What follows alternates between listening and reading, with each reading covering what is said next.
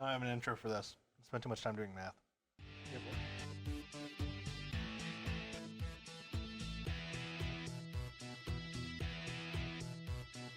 Hey everybody. Hi there.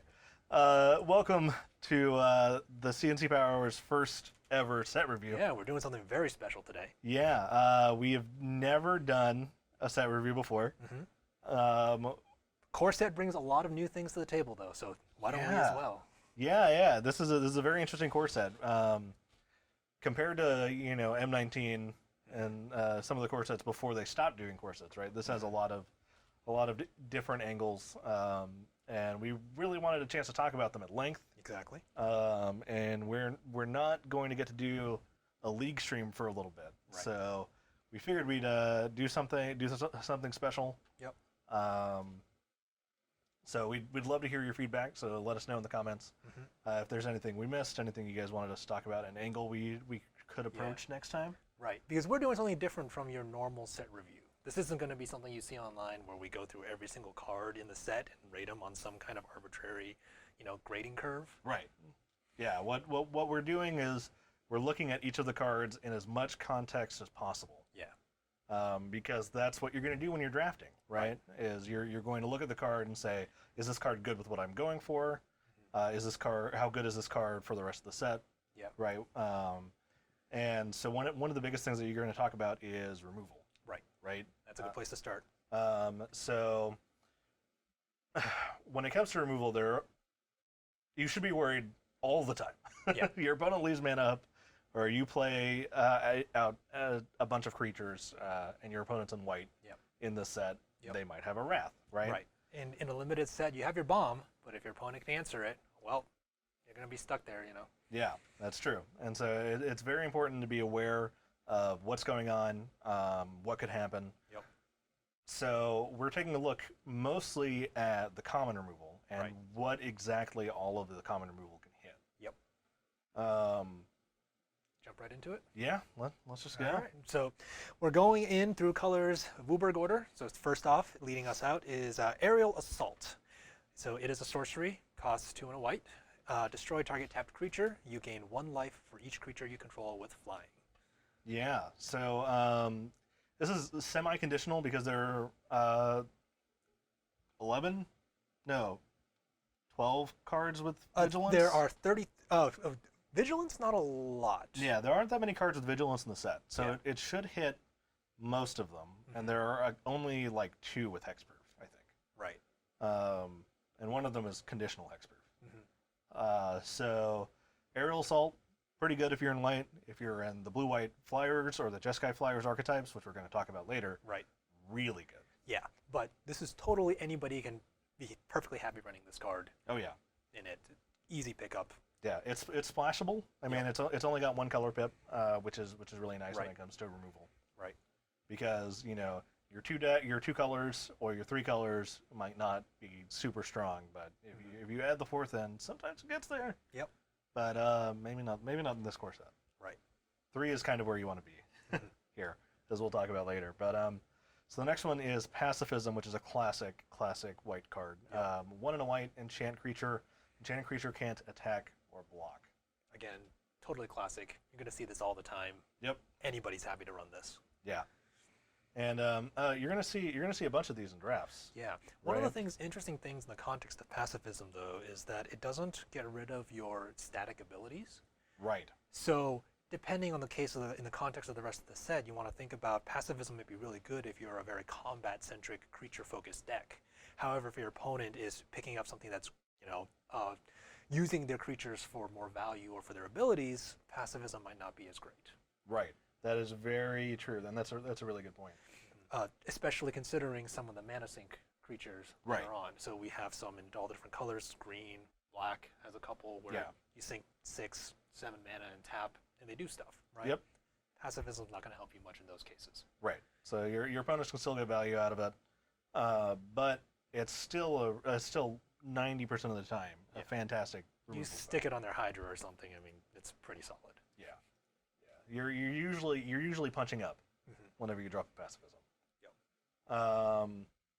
So now we're gonna move on to blue because there aren't that many Those are the only two removal spells in white. Right, in white. At common. There are more at uncommon. Right. Um, So that's all of our removal in white, in common anyway. So we're sticking with common. yeah, sticking with common. Right. So moving on to blue, we have sleep paralysis, which is 3 in a blue. Enchantment, aura, enchant creature. When sleep paralysis enters the battlefield, tap enchanted creature. Enchanted creature doesn't untap during its controller's untap step. Yeah, great. So freeze is a classic blue removal. Yes. So compared to pacifism, again, this Mhm. does help blank some of those creature abilities that require the tap to activate. Yep. So a little bit better than that, a little more expensive, but this is definitely in Blue's wheelhouse. We see these effects all the time. Again, totally easy pickup. Oh yeah, Solid. another good splashable pick. Yep. Yeah. So blue also has unsummon for single blue. I'm glad that this is back. I like playing with unsummon. Return target creature to its owner's hand.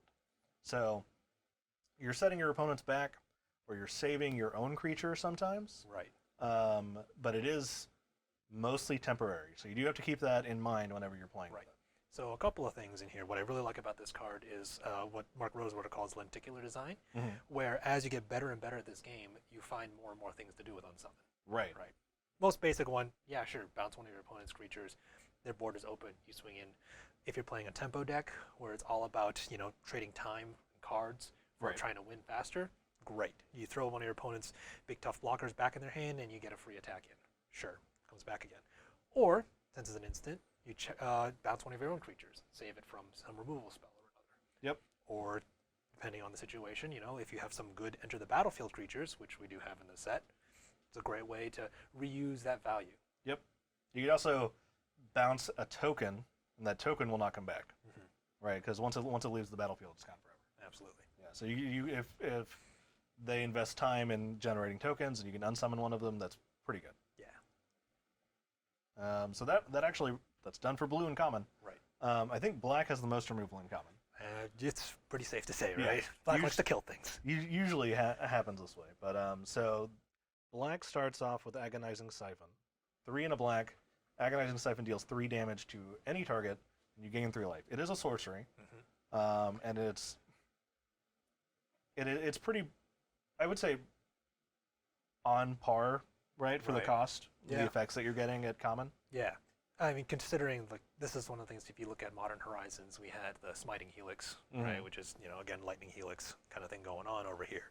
What's interesting about us is we took a look at the numbers, looked at in the context of the set, right? Out of the rest of the creatures on here, Agonizing Siphon, it hits out of the 140 or so creatures in the set, it hits 99 of them. So that's around 70%. So you get to take out a lot of creatures with this. Like, Oh yeah. you're pretty solid. Whatever you're siphoning, they're dying. Yep.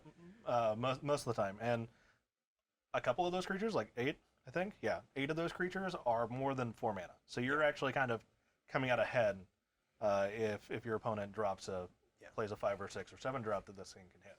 Right. But in the context of that, like 8, not that many, but the thing is that 3 life is definitely, I think, the big one, especially if you're against a very aggressive deck. Oh yeah. It helps you last a little bit longer. I mean, once you hit 4 mana, if you're playing against an aggressive deck, your life is probably pretty low at this point. Yeah, that's true. And next we have Bone Splinters, 1 black sorcery. As an additional cost to cast this spell, sacrifice a creature. Destroy target creature. Another classic. Oh yeah, another classic core set removal spell. Yeah. So Bone Splinters, now the extra cost, you might think, I don't want to get rid of one of my creatures. You're sort of trading down for a lot of things, but A, this is super cheap, easy to splash, and B, in the right deck where you're generating lots of expendable creatures, it's a great way to make use of them. Yep, and it's also a good way to turn, your turn 1 or 2 plays into ways to get rid of a bomb later. Right, exactly. This is unconditional destroy target creature. Doesn't have to deal damage, doesn't have to be tapped, none of that. Yep. Speaking of unconditional destroy target creatures, Murder is in the set. 1 black for an instant destroy target creature. This is good. Yeah. If you can run this card, you are running this card. I mean, it's a common too. It's been a while since it's been common. Yeah, no, that's right. Yeah, it's been uncommon for the past couple of times it's been reprinted. I believe it's M13. was the last time it was printed in common. I think that sounds right. But yeah, this is classic black removal. If if you see one in the draft, you might like third or fourth pick this because it's just real good, real solid removal. Although I'd be surprised if it gets to third or fourth pick. That is true. All right, so that's it. That's it for black. That's it for black. So the next one we have is classic red burn spells. First one we have up there is Chandra's Outrage. 2 red instant. Chandra's Outrage deals 4 damage to target creature and 2 damage to that creature's controller. Yeah, and notably different from Agonizing Siphon. This is an instant. Yeah. But 4 damage also is really important here because it hits a lot more creatures. So we mentioned previously that Agonizing Siphon hits 99 out of the 141 creatures in this set. Yep. Chandra's Outrage is able to take out 117 creatures. Which is really, really good. And for the same CMC. Yep, same CMC. It is a bit harder to splash because it has 2 red pips. Right. Then it hits, 16 creatures above its... Above its rate, yep. Yeah. And So then the that's extra 2 pretty good. damage to the creature's controller, too. So twice as nice. Yeah, that incidental damage in red decks, always nice to have.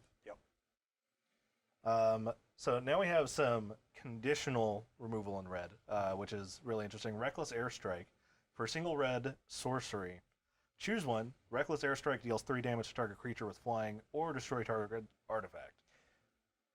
This is interesting because the flyers look to be really powerful in this set. And you get super excited looking at some of the payoffs and some of the flyer support that you have going on. But then you see this in the set, and it really puts a damper on it. So we'll talk a little bit more when we get into the deck text, when we start talking about some of the archetypes that are going on in here. But this is... I don't know how I feel about this. Yeah, it's definitely a safety valve. Yeah. But yeah, we'll talk about it. And spoiler alert: if you're in a flying archetype, you're going to be worried about. You want to play around this card, yeah. One of the other things I do like about it is that it can destroy unconditionally a target artifact creature. So it's not just a creature with flying, right? Right. It's a creature that also happens to be an artifact. Yep. So previously mentioned Chandra's Outrage is the only real burn spell that hits 4. There's a couple of creature artifacts, that it's going to be hard to burn out. It's worth having that in mind. Right. The unconditional artifact destroy. Then we have, next one is Reduced to Ashes for 4 and a red. It's a sorcery. Reduced to Ashes deals 5 damage to target creature. If that creature would die this turn, exile it instead. So here's the big mama of all the burn spells. This is the I need to kill things in red. This thing needs to die. Yeah. Yeah, and it needs to die and never come back, which is important because there are ways to bring stuff back from your graveyard in the set. Yeah, so this one, doing 5 damage, that's a lot. Not a lot of things in this set can survive the 5 damage. Burn to Ashes takes care of most everything. 130 creatures out of 141 in here. Yeah. Only the bombiest of bombs are going to survive this, and one little crabby boy. Yeah, the bombiest of bombs and our good friend, the Fortress Crab. Yeah, so we'll get a little bit more later on about him, but Fortress Crab is definitely somebody who's going to be hard to get rid of. Not quite threatening by itself. Is that like the definition of a roadblock in this set? Yeah. Right? Like it blocks really well, and it's hard to get rid of. But you might be able to chain a couple of removal spells together. But even then, it's multiple cards for one creature that doesn't quite exactly swing in for a lot of damage just yet. Just yet. Yeah, we'll get to that in a bit. But the last removal spell for red at common is Shock, which is a big one. Yeah, this is a big one. So for a single red instant, Shock deals 2 damage to any target. So creature, planeswalker, player. Yeah. Yeah, you want to talk about the numbers on this one? This is exciting. This is exciting. So we all know how Lightning Bolt tends to warp formats around it, and Shock is supposed to be a little bit more manageable one, right? But still, in the case of this set, when we look at all the creatures, it kills 65 out of the 141 creatures in this set. And for just one CMC, there's a lot of things it'll kill that's going to be worth a lot more than that 1 mana you're spending on Shock. Yep. So I think the numbers is 54 creatures out of those 65 that you kill are going to be worth more than one mana. That's insane. Yeah. That for a single red mana, you can kill over half of the creatures in the set. Yeah, absolutely wild. And most of the time, you're gonna spend more mana than they did. Yep. Less mana than they did. You're gonna spend less mana. Yeah. Sorry. Yeah. Exactly. You're usually getting a way better deal with shock. End of turn, middle of combat, whatever. This is a classic red removal spell. Again, it's like murder. If you're in red, you're playing this card. Right. Okay, and now that we're done with red, we get to go into green. So first off in green is Rabid Bite. For 1 in a green, it's a sorcery. Target creature you control deals damage equal to its power to target creature you don't control. So this is a very green effect. Again, core set, and you have the classic green effects. Green's creature removal is all about based on its own creatures. It has to have things fight. The interesting thing about it this case is that it's the bite effect, in which they're not going to deal damage back to your creature. Yep. So you can have some very profitable fights, profitable trades in this set this way. We'll see. There's a Death Touch is a big one. Is a great way to use this card. Yeah, Death Touch is honestly it's like the Galaxy Brain play, using this on a Death Touch creature. Yeah. And it can be kind of a burden, kind of like Bone Splinters, where you need a creature there. Otherwise, you're kind of behind. And then also, it scales with your opponent's creatures, and sometimes it can scale poorly if you're not drawing the right creatures that can touch your opponent's creatures. Right. So for board stalls, this is great, where no one's really attacking because everything could die at the same time. This is a really good card. But yeah, so this is, I think it's the only common removal at green. Right. The next things that we're going to talk about are a couple of artifact removal spells. The first one is Heart Piercer Bow. So this is a reprint from Khans of Tarkir. Yeah. I'm glad that it's back. So for 2 generic mana, you get an equipment. Whenever the equipped creature attacks, Heart Piercer Bow deals 1 damage to target creature defending player controls. So there's a lot of different ways to use this card, right? One is to make blocking more unprofitable for your opponents, right? So a 1/1 can now reasonably not have to worry about being blocked by somebody with 2 toughness, right? Or anybody with 1 more toughness than whatever its attack is. Or it's a great way to go ping out any of the little creature tokens that your opponents control. So based on our math, we have 28 creatures in the set with toughness of 1. Yep. So a lot of early drops, easy to take out with the Heart Piercer Bow. Or there's a lot of tokens as well. So in the set we have soldier tokens, spirit tokens, and elemental tokens that are being generated. So if your opponent is a go wide deck, you got a nice and easy way in here to start just picking them off and trying to make sure that they don't establish a overwhelming board presence. Right. Yeah, and this is just like Rabid Bite. This is a great thing to put on a Death Toucher. Right. And it kind of fits in every deck because it's colorless, but you really want this in a deck where you're attacking often. Yeah. Although it deals 1 damage. Its Heart Piercer Bow deals 1 damage. I don't know if. Oh, that's right. Yeah. Oh, look at that. Yeah. So it's Heart Piercer Bow deals damage. So it won't work with Death Touch. Thank you. All right. Just making sure. Although but the equip cost is just a single 1 generic mana for the equip cost. It's real easy to just throw it on somebody when you got a spare mana to spend. Yeah, that's true. Yeah. So watch out for that at the pre-release. If someone tells you that their said Scorpion deals Death Touch damage with the Heart Piercer Bow, you know better now. Yeah.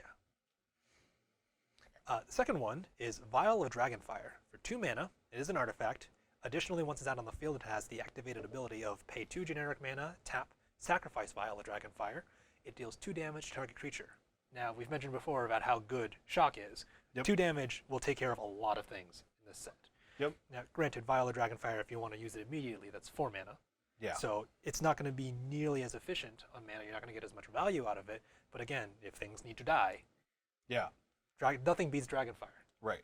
And it's one of those things that I actually really like this card in the same set as Shock because you can take a look and see at the value of colored mana. Right. And what that means for splashing and what that means for a limited environment. Right. This is 4 damage, 4 total mana to get this going. Right. Because it goes in any deck. Right.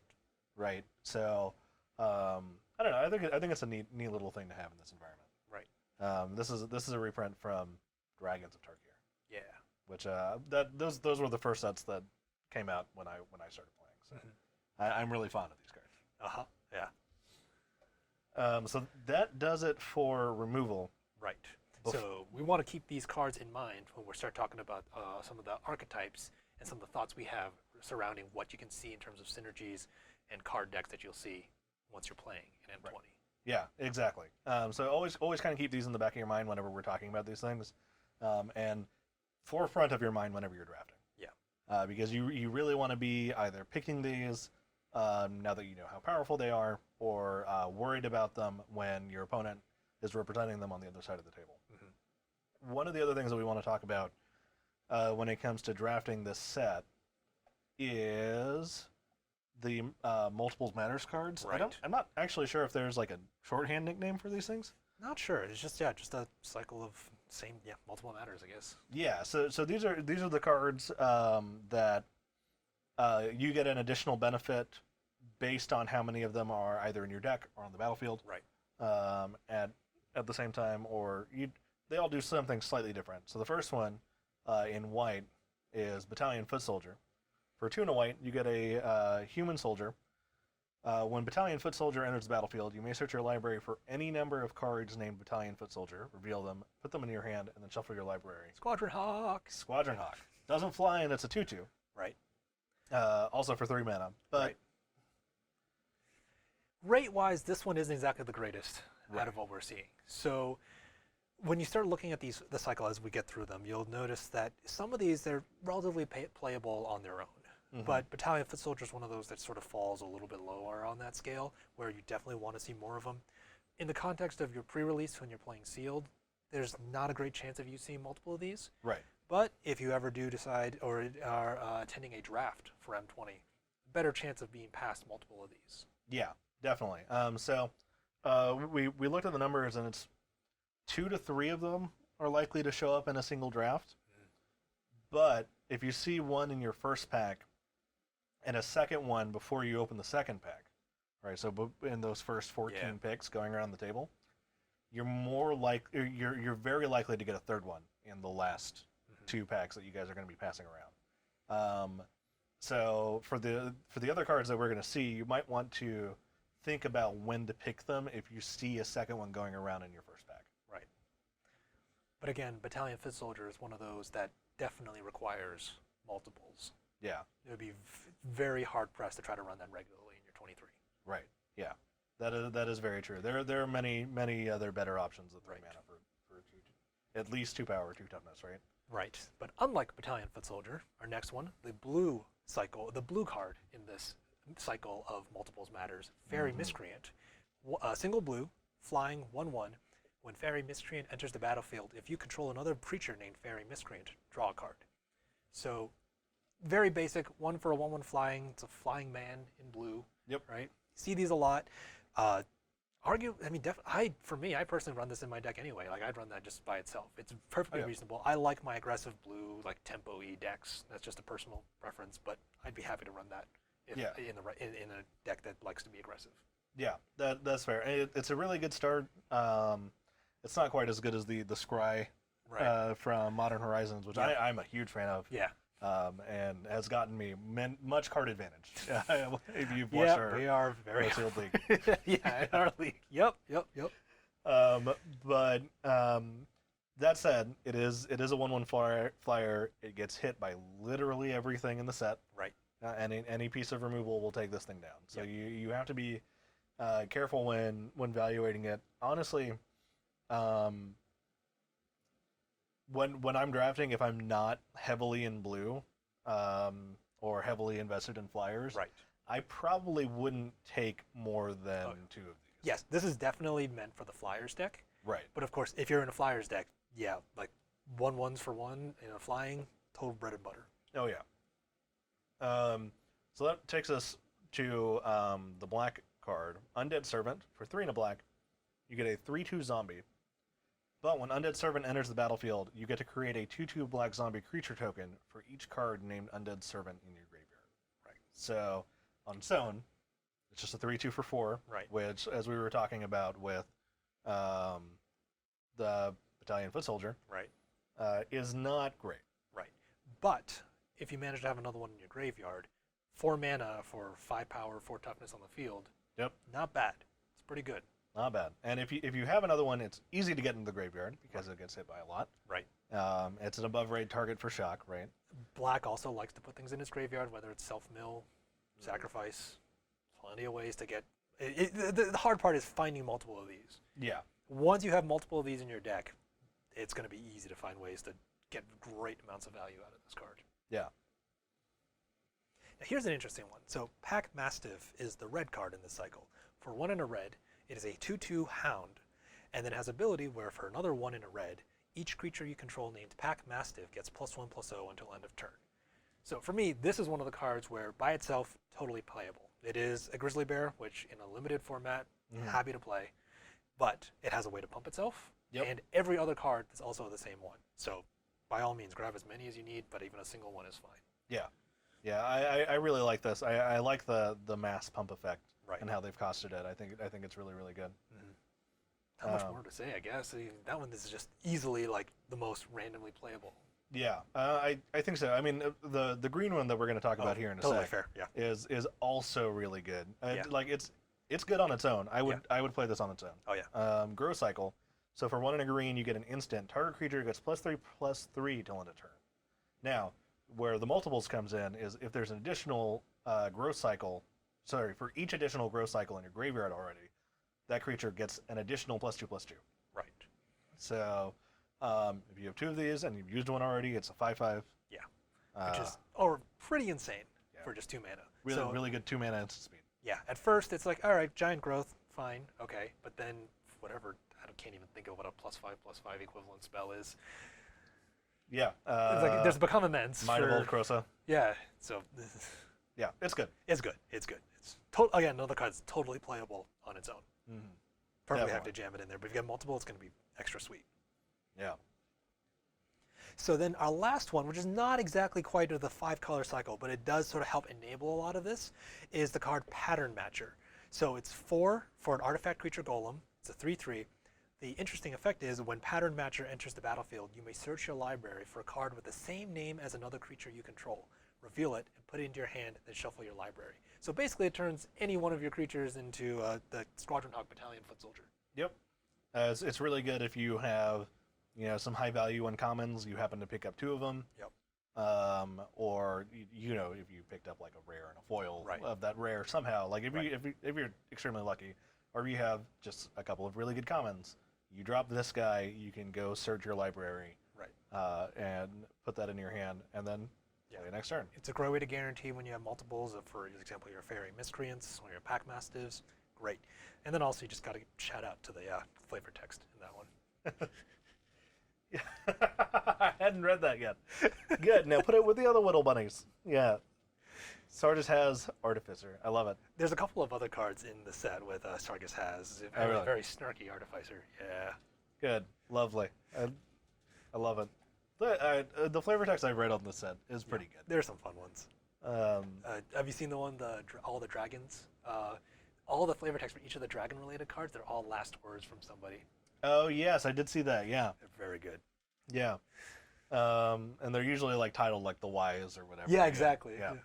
According to my calculations, a dragon strafing run should be able to hit... Yeah. Last words of so-and-so the Wise. It's pretty good. Yeah. All right, so that goes in the generic, first starting off the cycles and the removal. So now I guess we're going to start talking into some of the archetypes that we have in the set. So Mark Rosewater, when he first started talking about M20, mentioned that we have a couple of cycles of all the different wedge colors. Yeah. They have their own little archetypes. So we have Jeskai Flyers, we have Temur Elementals, we have this Mardu aggro thing going on, and we have Sultai enters the battlefield / control thing going on. And then Abzan is sort of a go-wide tokeny deck. Yep. So we're sort of going to go through all of those and sort of give our take on how well those archetypes are represented in the set, what kind of payoffs, what kind of synergies we see, and overall, what our thoughts are and some cute little things that we've noticed as we were going over the cards in this set. Yeah. So Jeskai Flyers has like a really big signpost mythic. All of the wedges have a mythic this set. Right. They don't all necessarily work with their archetypes. Right. They are predominantly, I feel like, definitely for the commander crowd.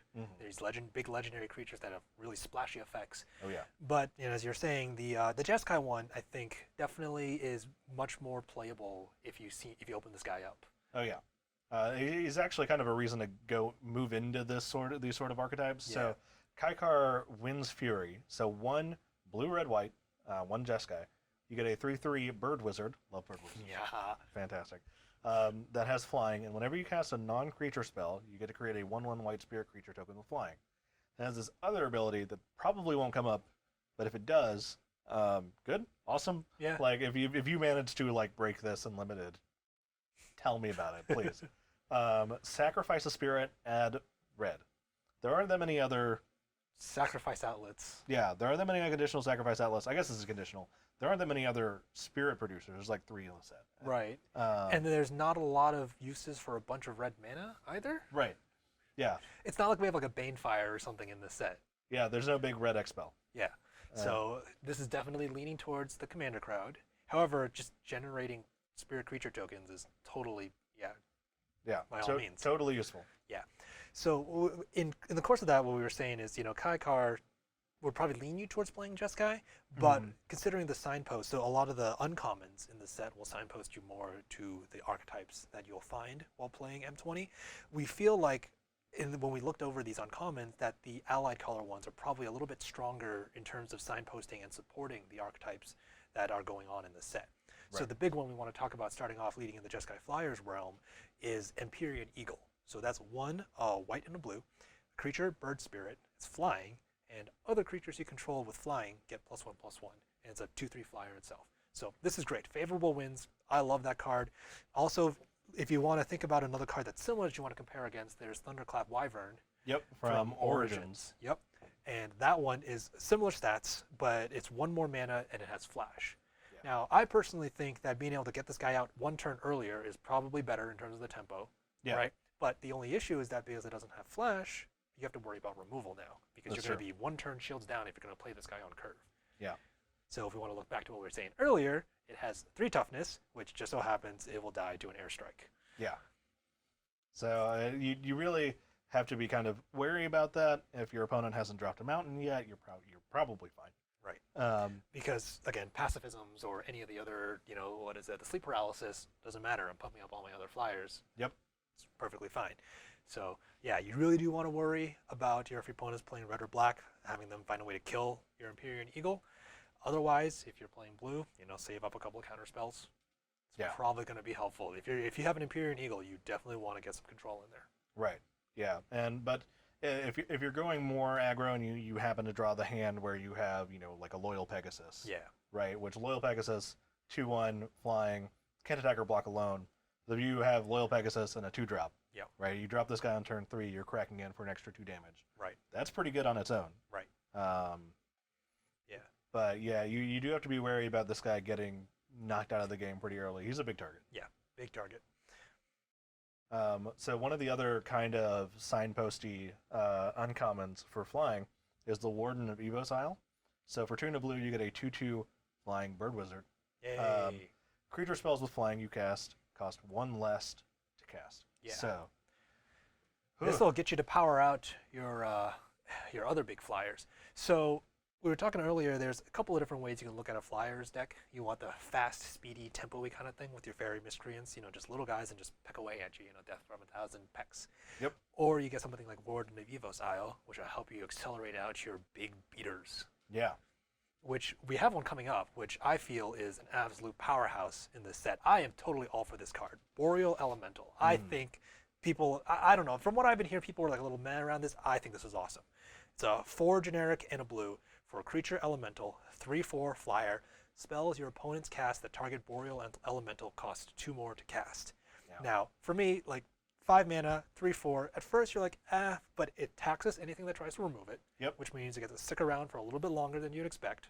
But also, the stat line, 3/4, is actually remarkably good. There are very few things in the set that can block Boreal Elemental profitably. Yeah. So outside of some of the big reachers, like even Mammoth Spider in this set, which is a 3/5 reach, it'll just bounce off against each other. Yep. I think the only reach creature that can get it is Netcaster. Netcaster can reach and kill it, and that is the only creature that's like relatively cheap that'll get it. The only other creature other than like the Cavaliers, the Mythic, is the uncommon that the giant that comes in with the 2 wolves. Right. He's like a 5/5 reach. Right. So very few creatures will be able to block profitably against the Boreal Elemental, if at all. And so it's going to be really hard to remove with any targeted removal. Like, I am excited. I think this guy is going to be a rock star in Limited. You might be right. It's also got a relevant creature type, which Yes, we'll talk about later. absolutely. But elemental is a big thing in the set. Yeah. So there are a couple of other things in the Flyers deck that you kind of want to look for, both at common and uncommon, and especially at rare, right? But you're not going to see too many rares in a draft. Minimum 24 for some reason. If you're seeing a rare and it's real bomby, like you're gonna take it and you're gonna run it and it's gonna be awesome. Like you know how to use it, right? Like it's gonna be awesome. Where we want to focus a little bit more on the commons and the uncommons and how they can. You're gonna see a lot more of these cards, and you're gonna have to compare the value between a lot of these commons and uncommons. Well, more so commons. You're gonna have to compare the value between these commons a lot more. Yeah. So that's sort of what we're trying to get at, is to give you guys a little sense of like, where did these things fit? How should I think about building a certain kind of deck, and how do I value certain effects over others, especially in the common slot? Yeah, exactly. So one of the things that you might like if you're in like a Tempo E Flyers deck is the ability to draw cards. Yeah, so, because you're going to be playing all your creatures out. You're going to be just throwing creatures out there. You need to refill your hand. Yep. If anybody who's played, Standard for the previous couple of times, Curious Obsession is a good card. You want to draw stuff. Chart of Course is a good card. Yeah, they sure are. So this set's kind of like version of that. It has Winged Words. So for 2 and a blue, you get a sorcery that says draw 2 cards. But it has a condition. If you have a creature with flying, it costs 1 less to cast. Yep. So it's really 1 and a blue. Right. If you're in the right deck. Which is pretty fantastic. Yeah, curving into like Fairy Miscreants into this, awesome. Yeah. That's a good first couple of turns. Right, and that'll dig you, especially if you're going to drop your Empyrean Eagle, and that's going to help, hopefully, dig you into the protection for it. Yeah. That's very true. I'm excited to play with this card. I actually like it a lot. Yeah. So we were mentioning that, we feel like a lot of the payoffs and a lot of the strengths and synergies in this set when it comes to Flyers are definitely in the blue and the white sections. However, that doesn't quite discount what we have in some of the other colors. So we were mentioning that Jeskai is technically the Flyers deck. So there's going to be a little bit of red in there. So there are some synergies that we have in red. In particular, we have Flame Sweep here, which is 2 and a red. Instant Flame Sweep deals 2 damage to each creature except for creatures you control with flying. So again, 2 damage, very relevant. We were talking previously. Shock takes out a lot of different things. Now, you got to be careful because it's going to hit your own creatures too if they don't have flying. Yep. But of all the creatures in the set, it hits 51. Yeah, 51 creatures, which is really, really good. And all of the tokens, all the tokens come in as 2/2s except for the demon. The demon comes in as a 5/5. Right. Which we'll be talking about that demon a lot later. Yeah. So this is a really cool effect. They've been kind of playing around with it a little bit the past couple of years. Yeah. So this is an uncommon, but the last one was also an uncommon. The pirate. It's not called Pirate Clasm, but we jokingly call it Pirate Clasm. Yeah. Something volley, right? Or cannonade. Fiery cannonade. Fiery cannonade. 2 and a red. Deal 2 damage to each non-pirate creature. Right. From Ixalan. Right. I really like this effect. It can be really, really good in limited. So there are a bunch of like really, really good uncommons. Uncommons are definitely a step above commons. You're not going to see a lot of them, but they should be pretty impactful when you draw it, because especially in a limited set, they should be really, really nice to have. Yeah. They're not going to be bomby, but they're definitely great value cards. Yeah, for sure. And so if you find yourself in these colors, you kind of want to keep an eye out for these uncommons, because you're likely going to have a chance to pick up the commons that we've talked about so far and the ones that we'll talk about later in the draft, even multiples of these commons, right? But a lot of these uncommons you only get to see once. Right. So they're also really good for signposting. We mentioned they're really good for saying, hey, this is a good direction to tell you where you want to go. This is going to be a card that tells you, all right, I want to build a deck around it. It's going to do cool stuff. If I get it out, it's going to do a lot of really good things for me. Yeah, and so speaking of doing a lot of really good things for you, Spectral Sailor. I like this. As we discussed, I'm a big fan of 1/1 Flyers for one, especially if they do something else for me. So Spectral Sailor, it's a single blue for 1/1 flying flash. Yeah, that's the interesting bit here. Yeah, Spirit Pirate. And it also has an extra ability, 3 and a blue, draw a card. That's real good. Yeah, this is great early, great late, and play this on your opponent's end step, and all of a sudden you'll be like, all right, cool, I have nothing to do, and just draw mana. Yeah. It's a really solid card. I'm excited to play with this one as well. But yeah, so that kind of covers it. Yeah, there's a couple of other little flyers here in there. We have the Cerulean Drake, solid. It's a little disruptive little thing that you can sacrifice in order to protect yourself against things, and it's protection from red, relevant against burn, right? Metropolis Sprite, again, it's a little thing that can ping in for a little extra damage if need be. Again, if you have an Empyrean Eagle on there, it's really cute. Right. But the nemesis of all flying decks, we have to talk about Plummet. Yep. It's here. It's a common, as usual. And so you really have to be worried about it. If you don't know what Plummet does, 1 green, instant, destroy target creature with flying. Yeah, this is unconditional too, so... Yeah. It hits your big stuff, it hits your small stuff, hits it fast, and usually if your opponent's playing green, they have a lot of mana. Yeah, it doesn't cost a lot to play it. Nope. And with how many flyers there are in this set, yeah, I guarantee you this is a main board card for most decks running green. Right. So be on the lookout for it. Be ready to play around with it. Play around it.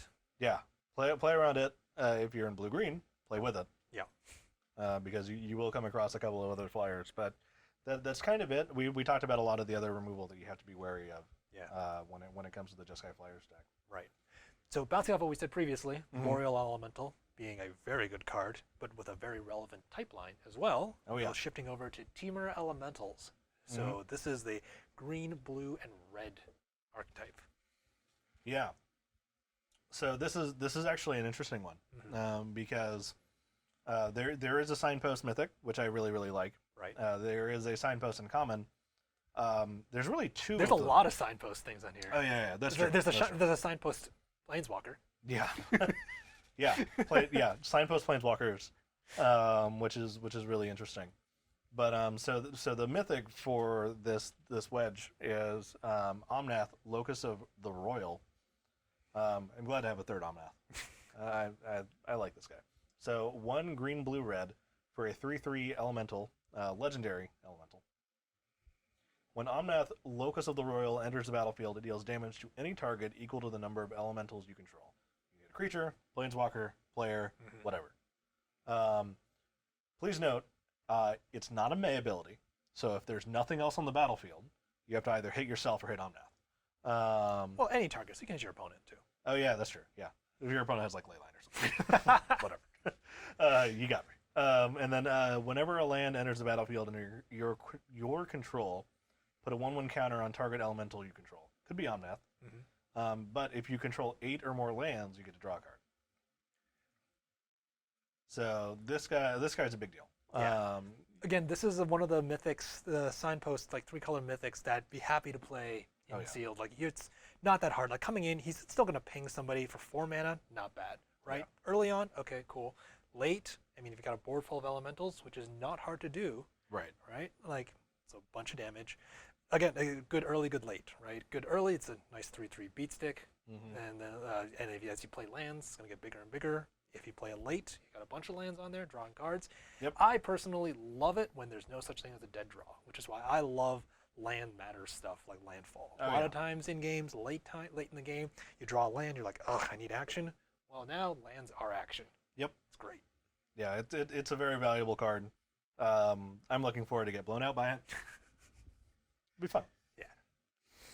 So there's a couple of other elementals here. Air Elemental, it's a very solid, typical, classic core set card. Classic core set card again.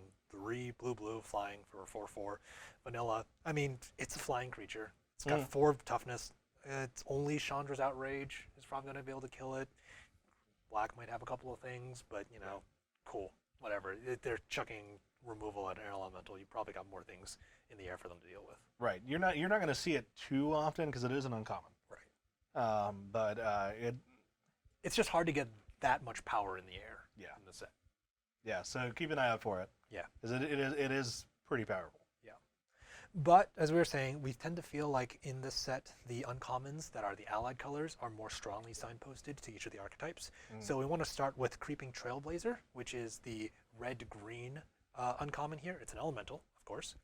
Its ability is other elementals you control get +1/+0. And then for 2 green and a red, Creeping Trailblazer gets +1/+1 until end of turn for each elemental you control. So this definitely easily tells you just go wide, create lots of elementals, and just swing for face. Yep. 2-mana lords and limited are usually pretty good. Yeah. They're also really big removal targets, and this guy gets hit by a lot. Yeah. But while you have him out, it's going to be you're going to get a lot of value out of him. And also, once you have enough creatures out, you can blank a lot of damage as long as you have 4 mana open. Right. Exactly. So this is, I mean, early on, depending on the matchup, okay, cool. If you need a creature on the board, fine. It's a bear. But definitely, like later on in the game, when you've established that, because it doesn't have haste, but the pump is immediate. So you got a whole bunch of things going on there. And you just swing for face, right? And one of the things you can swing for face is our next card. Yeah, Lavakin Brawler. So for 3 and a red, you get a common Elemental Warrior. It's a 2/4, but the great thing about it is whenever it attacks, it gets +1/+0 until end of turn for each elemental you control. So by itself, it swings in for a 3/4. Yeah. But I mean, coupled with Creeping Trailblazer, whenever it attacks, it is automatically a 4/4 or 5/4. Yeah, that's right. Yeah. And there are a lot of elemental token producers. Elemental token producers, smaller elemental cards, bigger elemental cards. 4 toughness is pretty relevant. Yeah. But a lot of the you'll see that there are actually a lot of payoff cards for elementals at common. Right. Which is really, really nice. One of the things that surprised me, especially, is our next card, Thicket Crasher, for 3 and a green. It's a 4/3 elemental with trample, but its ability is other elementals you control have trample. Yep. So when you think about that compared to things like your Lavakin Brawler and your Creeping Elemental, and your it was a Creeping Elemental.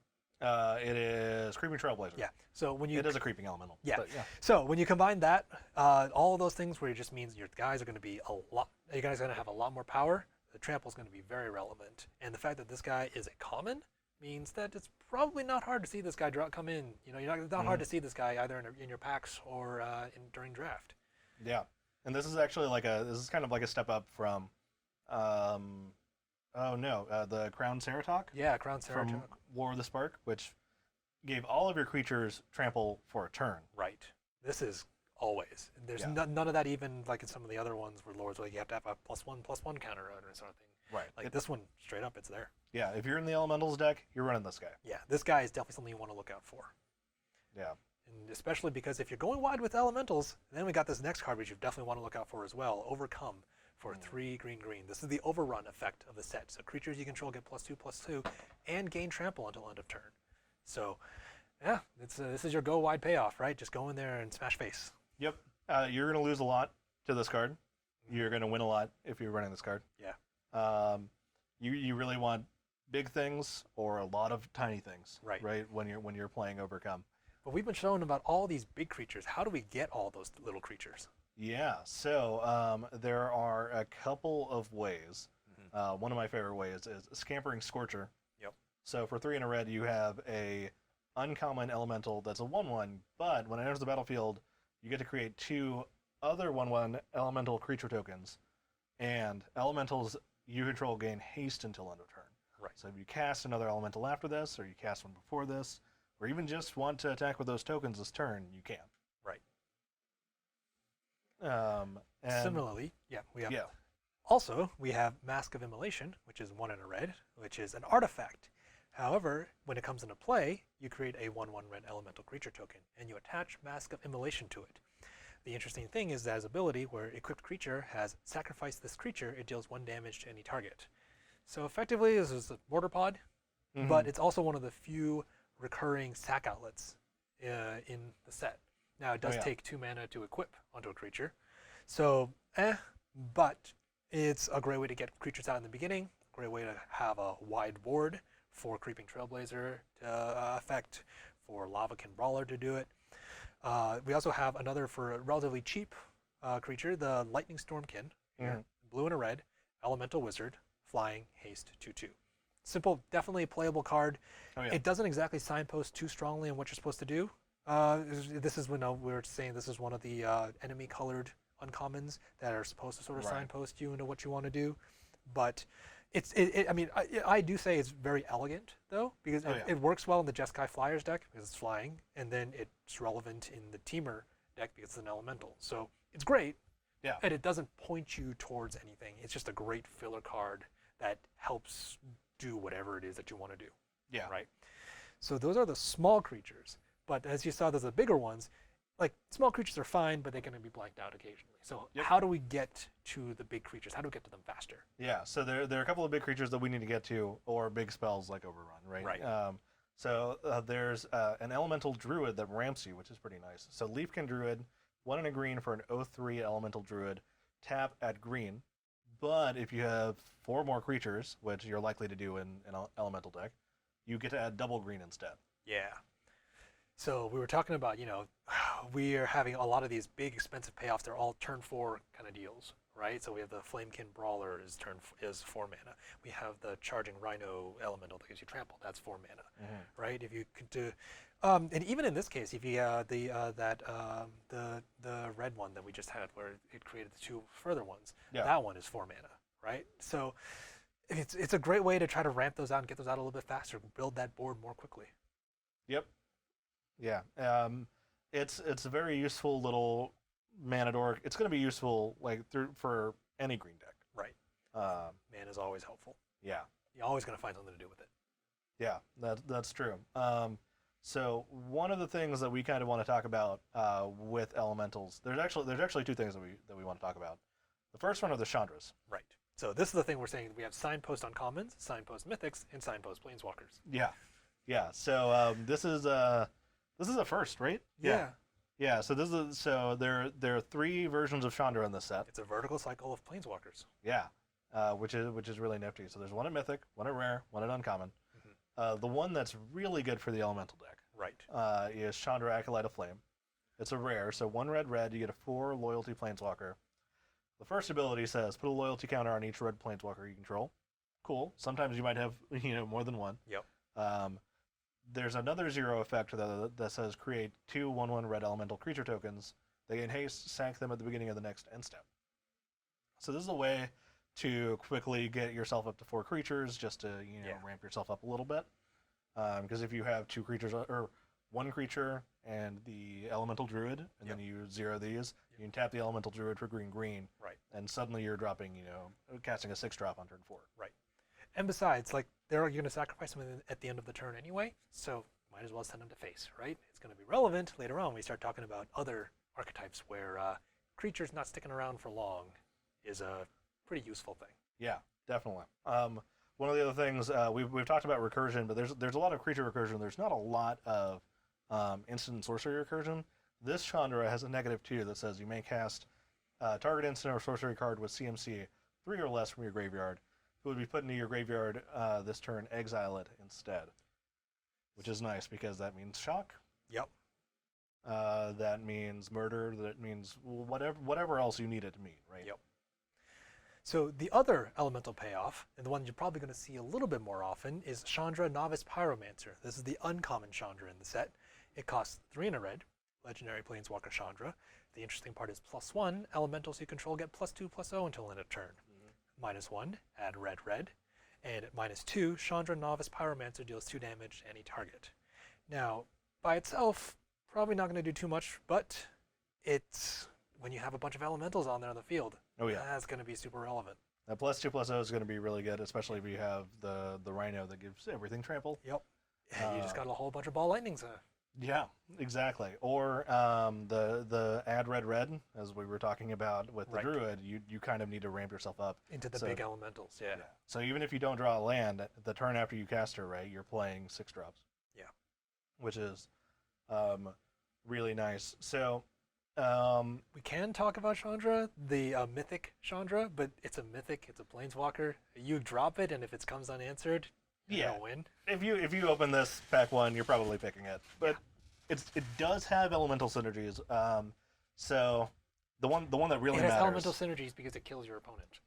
That is true. Just like elementals. So we'll run through this one quickly because you're not going to see it too often. But for 4 red, you get a 6 mana Chandra. Can't be countered. Can be countered, which is really nice. +2 says each opponent gets an emblem with at the beginning of your upkeep. This emblem deals 1 damage to you, which is nice, especially if games start going long. If you're at 6 mana already and this isn't going to die immediately, the game's going to go on for a little while. It's gonna go up to 8 loyalty. Like, I don't think, unless your opponent already has a big board, it's not gonna. I don't think nothing's gonna really kill it immediately. Yeah, that's true. It also has a -3, which I really like. Chandra, Awakened Inferno deals 3 damage to each non-elemental creature.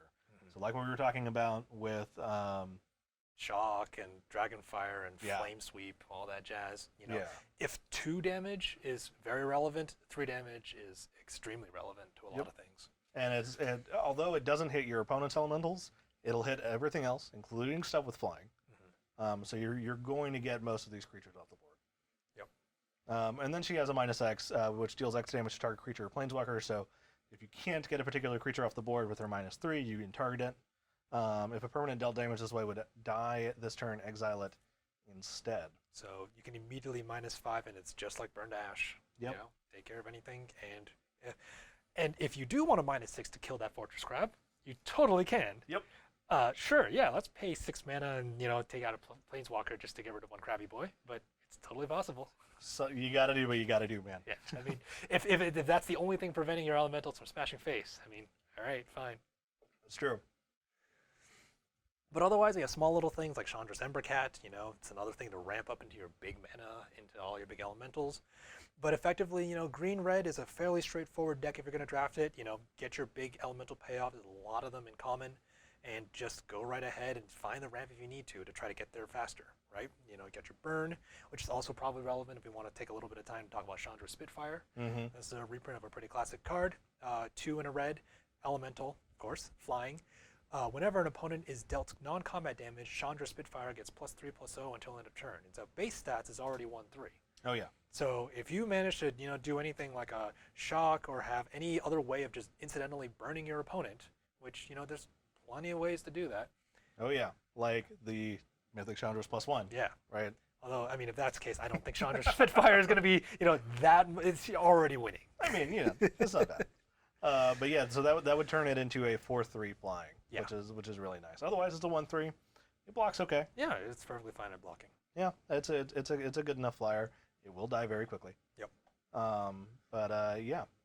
So yeah.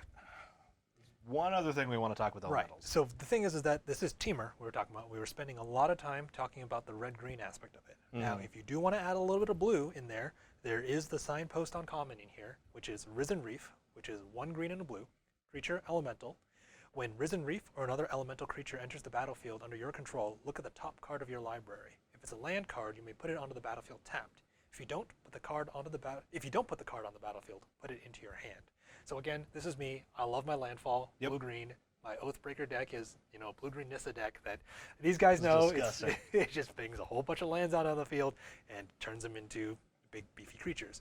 So this is really interesting because this ties in with the Sultai enters the battlefield synergies that we have. So it works really neat in that. But but the problem is that it's so the thing is that it's elementals entering the battlefield. So there's a couple of different things. So like if you ever want to try this and construct it outside of M20, there's going to be cases where like Nissa transforms your lands into elementals. It's not going to trigger this. Right. However, it's other things when elementals enter the battlefield, when lands enter the battlefield, you get a whole bunch. You get free Oracle, Coiling Oracle effect, basically. Right. Yeah. So it's going to be pretty useful. I mean, there are ways to make elemental tokens, right? So you could get 2 or 3 triggers off of this and just ramp yourself. Hell yeah. Into 6-7 mana, right? Yeah. So one thing I wanted to talk about is there is an elemental rare that is kind of deceiving. Right. So Thunderkin Awakener, 1 in a red for a 1/2 with haste. Whenever it attacks, choose target elemental creature card in your graveyard with toughness of less than Thunderkin Awakener's toughness. Return that card to the battlefield, tapped and attacking, sack it at the end of the next end step. Right. So by itself, it's actually not that great. Like if you look at it, it has to be less than its toughness, which means that it can only pick up elementals with toughness of 1. So out of the ones that we have, there's only 4 other elementals that counts. One is the Risen Reef we just talked about. Yep. And then we have two other ones in red, Scorch Spitter and the Scampering Scorcher. And then we have another one in blue, the Cloudkin Seer, which is flying 2/1, draw a card, and it's the battlefield. That's great. That's like dream is to get the Cloudkin Seer or that Risen Reef. The Scorcher also really solid, but at that point it's a 4-mana thing. If it's probably late in the game, like who knows? Situation at that point maybe a little iffy. Yeah. The one thing we do want to caution is the Scorch Spitter is not a good revive option because it comes in the battlefield already attacking. So Scorch Spitter never becomes an attacker, or never goes from not attacking to attacking. So it doesn't trigger its ability where it deals that extra damage. Yeah. So unbuffed, if you're not gonna pump it up or like enchant it with anything, you only really have 3 targets, which is not that great. Yeah. Not that great. So I mean, unless you really want to go deep on the red and green pump spells, right? Probably not a great first pick. Right. And so the thing is, in red we only have Maniacal Rage, which is a +2/+2 and can't block. Right. For a permanent buff. There are a couple of other instant buffs. Right. There are a couple of instant buffs. So it really depends on how your deck is shaping up. If you got instant buffs and you're willing to spend those on a Thunderkin Awakener, right? Okay, cool. Like used at your own discretion. Right. Otherwise, or do you really want to spend some of the enchantments that you have, auras, whether it is in colors that are elemental colors like green, right? Or if you want to go to a different color like white, right? Or something to give it. Because the white and blue have a couple of good auras that'll boost up your toughness. Oh yeah, pretty significantly. Yeah, we'll be talking about. We'll be talking about later. those. There's going to be some fun discussions about that. But you're going to be exploring outside a little bit. You're going to be outside of like charted territory in here, which of course Magic is all about that. Right. So by all means, feel free to. This is just the stuff that we're considering. We just want to tell you that hey, if you're going to play into the signpost colors and you're going to play Teamer Elementals, be cautious about that Thunderkin. Yeah. You're not going to have a lot of good targets for it. Right. That's very true. So yeah, that was one of the things that we kind of just stumbled upon looking at the math. Yeah. Right. But he's a cool card. Actually, I really like the Dreadhorde Arcanist effect. Yeah, exactly. Right. Or even if you're playing in Modern, you get to go all Bulb Lightning. Yeah. On there. Yeah.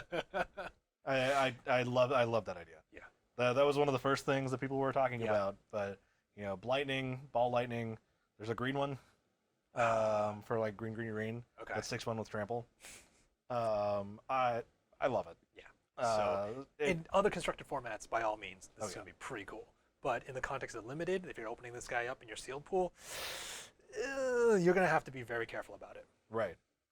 For sure. So the next thing we're gonna move on to one of the other wedge archetypes, Sultai. Yeah. So this one's a bit more esoteric, I guess, is the best way to put it. Yeah, the way Marrow called it was control / enters the battlefield matters. Okay, yeah, which is kind of broad. Yeah, it's a rather broad kind of thing. Right. So we have their signpost mythic, Yarok the Desecrated, Panharmonicon on a stick, right? Yeah, yeah. 2 Sultai, which is the black, green, and blue. Death Touch, Lifelink, nice, relevant things on there. If a permanent entering the battlefield causes a triggered ability of a permanent you control to trigger, that ability triggers an additional time. Yep. So yeah, real heavy there on the enters the battlefield effects. Oh yeah, and the 3/5 body is nothing to scoff at. Like that thing is, there are only a couple of things that are going to be able to kill it in this set. Yeah. Especially Death Touch and Lifelink, your opponents are not going to want to attack into it very much. Right. But they can't really afford to have this guy keep on hitting. That's true. That is very true. And your opponents will want to get rid of it very quickly. Yep. But they may not be able to. One of the things that I do like about Yarok is that he's an elemental. So for Risen Reef, you'll still get that trigger if you happen to have Risen Reef on the battlefield. In fact, you'll get 2. Yeah. Right? Pretty freaking great. Because it's any permanent that comes on the battlefield. So your land is a permanent, and if that triggers Risen Reef, that'll trigger it twice. Oh, it's a land card. No. Wow, holy crap! I need to redo the whole Risen Reef segment because I was talking about landfall. Yeah, I mean you were, but also because it ramps. Yeah. Like I would have really stopped you if I was like no you have this wrong. But the ability to just take lands off the top of your deck with Risen Reef is awesome. Right. It avoids those dead draws, right? So one of the other kind of relatively powerful uncommons for entering the battlefield, if you happen to have Yarok out, or if you just like a little bit of value, is Tomebound Lich.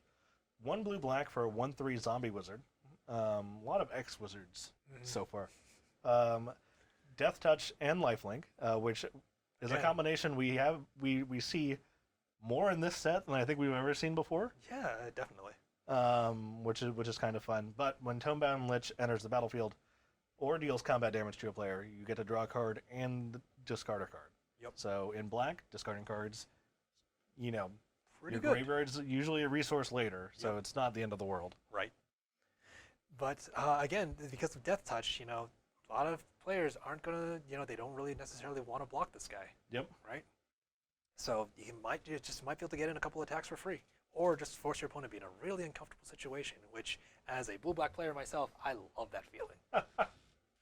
Yeah, that's fair. Mm-hmm. I respect that. So then we have a couple of other enters the battlefield matters creatures where they do really cool things when they enter the battlefield that Yarok hopefully will be able to duplicate, but if not, perfectly fine on their own. Boneclad Necromancer is a creature for 3 black. It's a human wizard, of course. When Boneclad Necromancer enters the battlefield, you may exile target creature card from a graveyard. If you do, create a 2/2 black zombie creature token, and it's a base 3/3. So 5 mana.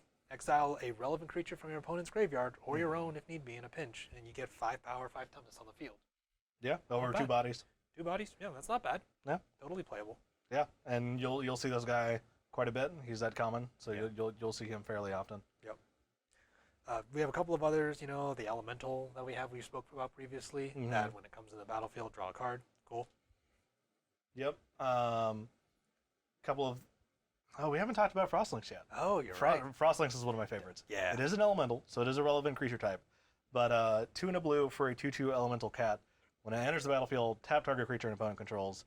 That creature doesn't untap until on your opponent's next untap step. Right. So you freeze it for a turn. Yep. Absolutely, a limited all-star. This guy does work. Super tapping. Just your opponent just like, all right, your most relevant creature is out of play for like 2 turns. Yep. You can lock down their mana dork. You can lock down their big creature. Yeah. You can lock down their crab if that's holding you back. Which it honestly it might be. Yep. There's another thing in blue that I'm actually kind of excited, and I love the name for this guy. Octoprophet. Yeah, 3 and a blue. When Octoprophet enters the battlefield, scry 2. Scry 2, Scry 2 is just generally really good. Scry 1 is solid. Scry 2 feels really good. Yeah.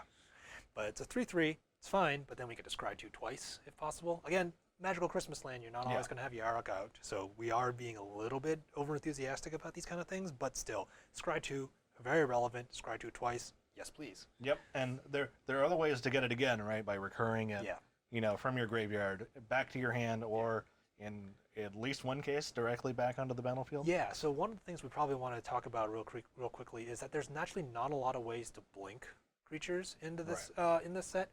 Oftentimes you'll see white has like a cloud shift kind of effect where you get to blink things back and in again. We don't quite have in blue, we do have an artifact that is Portal of Sanctuary for 2 and a blue. It is an artifact where it's 1 and a tap, return target creature you control, and each aura attached to it to this owner's hands. Activate this ability only during your turn. Yeah. So the activate only during your turn thing is sort of why this guides us to the idea of using it to bounce back creatures and recur their enters the battlefield abilities, right? Yep.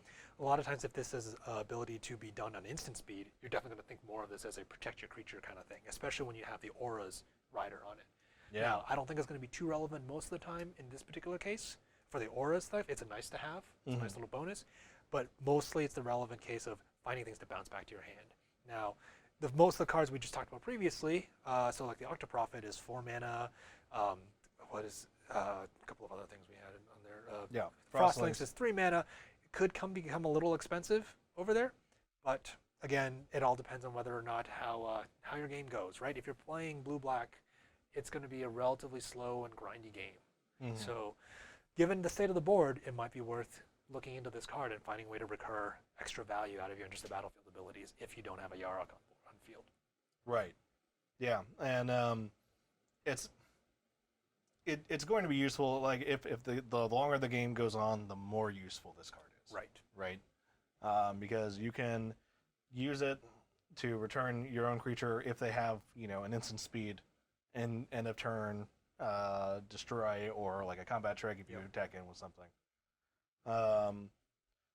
Let's see here. I think that's about it for this one. You kind of have there are some creatures that don't mind dying. Right.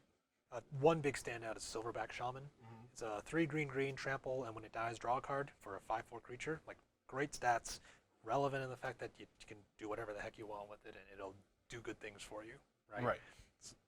You have like Thrashing Brontodon in the set, Yeah. where it doesn't mind dying because it hopefully destroys a relevant enchantment or an artifact.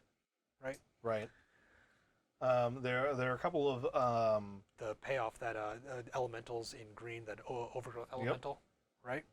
It helps benefit elementals when it comes into play, which is a great enters the battlefield effect. Mm-hmm. But then when another creature you die, you gain a life, and if it's another elemental, hey, it benefits him. So. Yep. I mean, plus the stats by itself, like 2/3 for a 3/2 is pretty good. Yeah. When it has a relevant creature type. One of the things I do kind of want to talk about with this archetype is that you might want to play the long game, so you might have some counters, you might Right. have some bounce spells like Unsummon. You definitely want to be heavy in some black removal, so keep an eye out for murders and things like that. Yeah, so you definitely want to try to focus on the blue-black portion if you're going to try to run this kind of deck. Like, green is a lot of the incidental stuff that's going on, but green is not going to have the control and stuff that's going to make you sure that you survive to the late game, Right. where you're going to be most effective. Yeah, that is very true. Right. So throughout all of that, you want to look at control spells, whether it's counters, creature kills, mind rots in there to just make sure your opponent's just top decking the entire time. Right. Right. Because blue has the card draw, black has card draw. You're going to have more resources in it. You just have to grind out that value late game. Yeah. Yeah. So definitely be thinking about that whenever you're drafting this deck. You're going to want to value those sorts of cards higher, like Anticipate, right? Like things like that.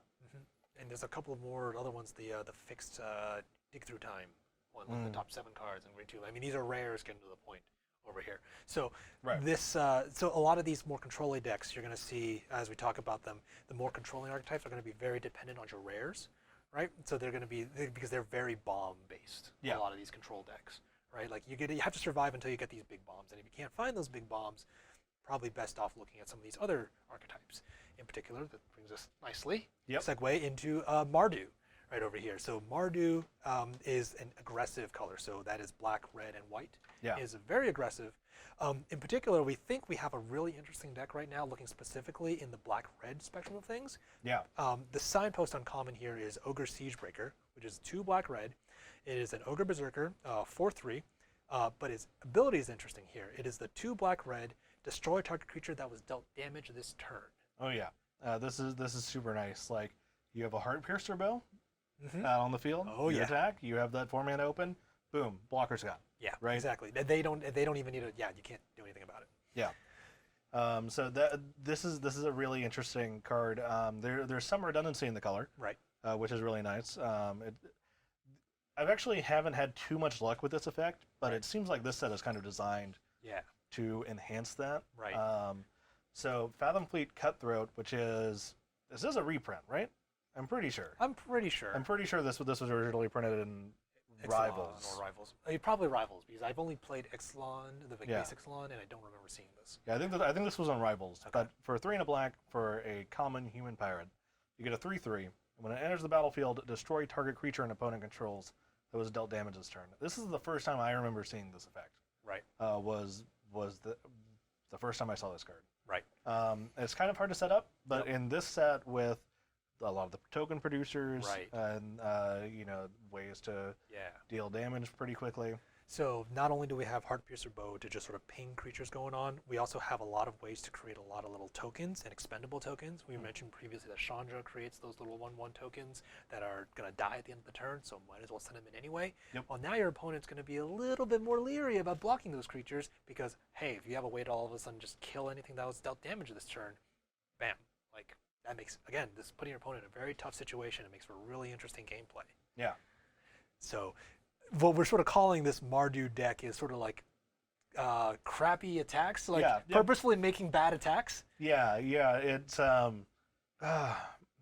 It's kind of like what what is the term for like you're playing pool, but you're playing worse than you normally do, and you're like betting money. Oh, it's like being a pool shark kind Yeah, of deal? yeah. You're like hustling. Yeah, yeah. Yeah. I don't know. There's a term for it. I can't remember. But basically, you're doing things that look wrong Right. because you're going to benefit from them no matter what. Yeah. So that's sort of what we're sort of going for, and what we think is would be a cool deck to make in Yeah. the Mardu colors. One of the interesting things is, again, this is the enemy color, uncommon that we have. So Sky Knight Vanguard is the red-white uncommon flying. Whenever Sky Knight Vanguard attacks, create a 1/1 white soldier creature token that's tapped and attacking. So it's flying, so it's relevant in the Jeskai Flyers deck. But again, they don't really care too much about creating little soldiers because you have the stuff like they want flying people. Right. But for the purposes of the Mardu deck, you have a little expendable white creature token that's gonna either hit face or it hits a creature, Yep. and now that creature's taking damage this turn. And so, do you want to pick him off or not? Yeah. This is going to be a really versatile card. I'm pretty impressed with how they've kind of built this archetype out. Yeah. Or there's Death Touch creatures again. So there's a very relevant Death Touch creature card in here with the Vampire. It's Vampire of the Dire Moon, which is a 1-drop Death Touch lifelink. Again, we're seeing that Death Touch lifelink again. And so this is another creature where it's like, all right, I'm going to swing in with a 1/1. Doesn't look too great, but hey, if you block, you're gonna have to throw somebody expendable in front of it. Oh yeah, and this is an uncommon. It's basically a removal spell. Yeah. Right. Like for one, to like destroy target creature that attacked you this turn. Right. It's uncommon. It's gonna go early. I imagine this is gonna be a lot of people's first picks. Yeah. I mean, Vampire Nighthawk, Gifted Etherborn, like they were all high picks. They all had the lifelink Death Touch in a single black, right? Right.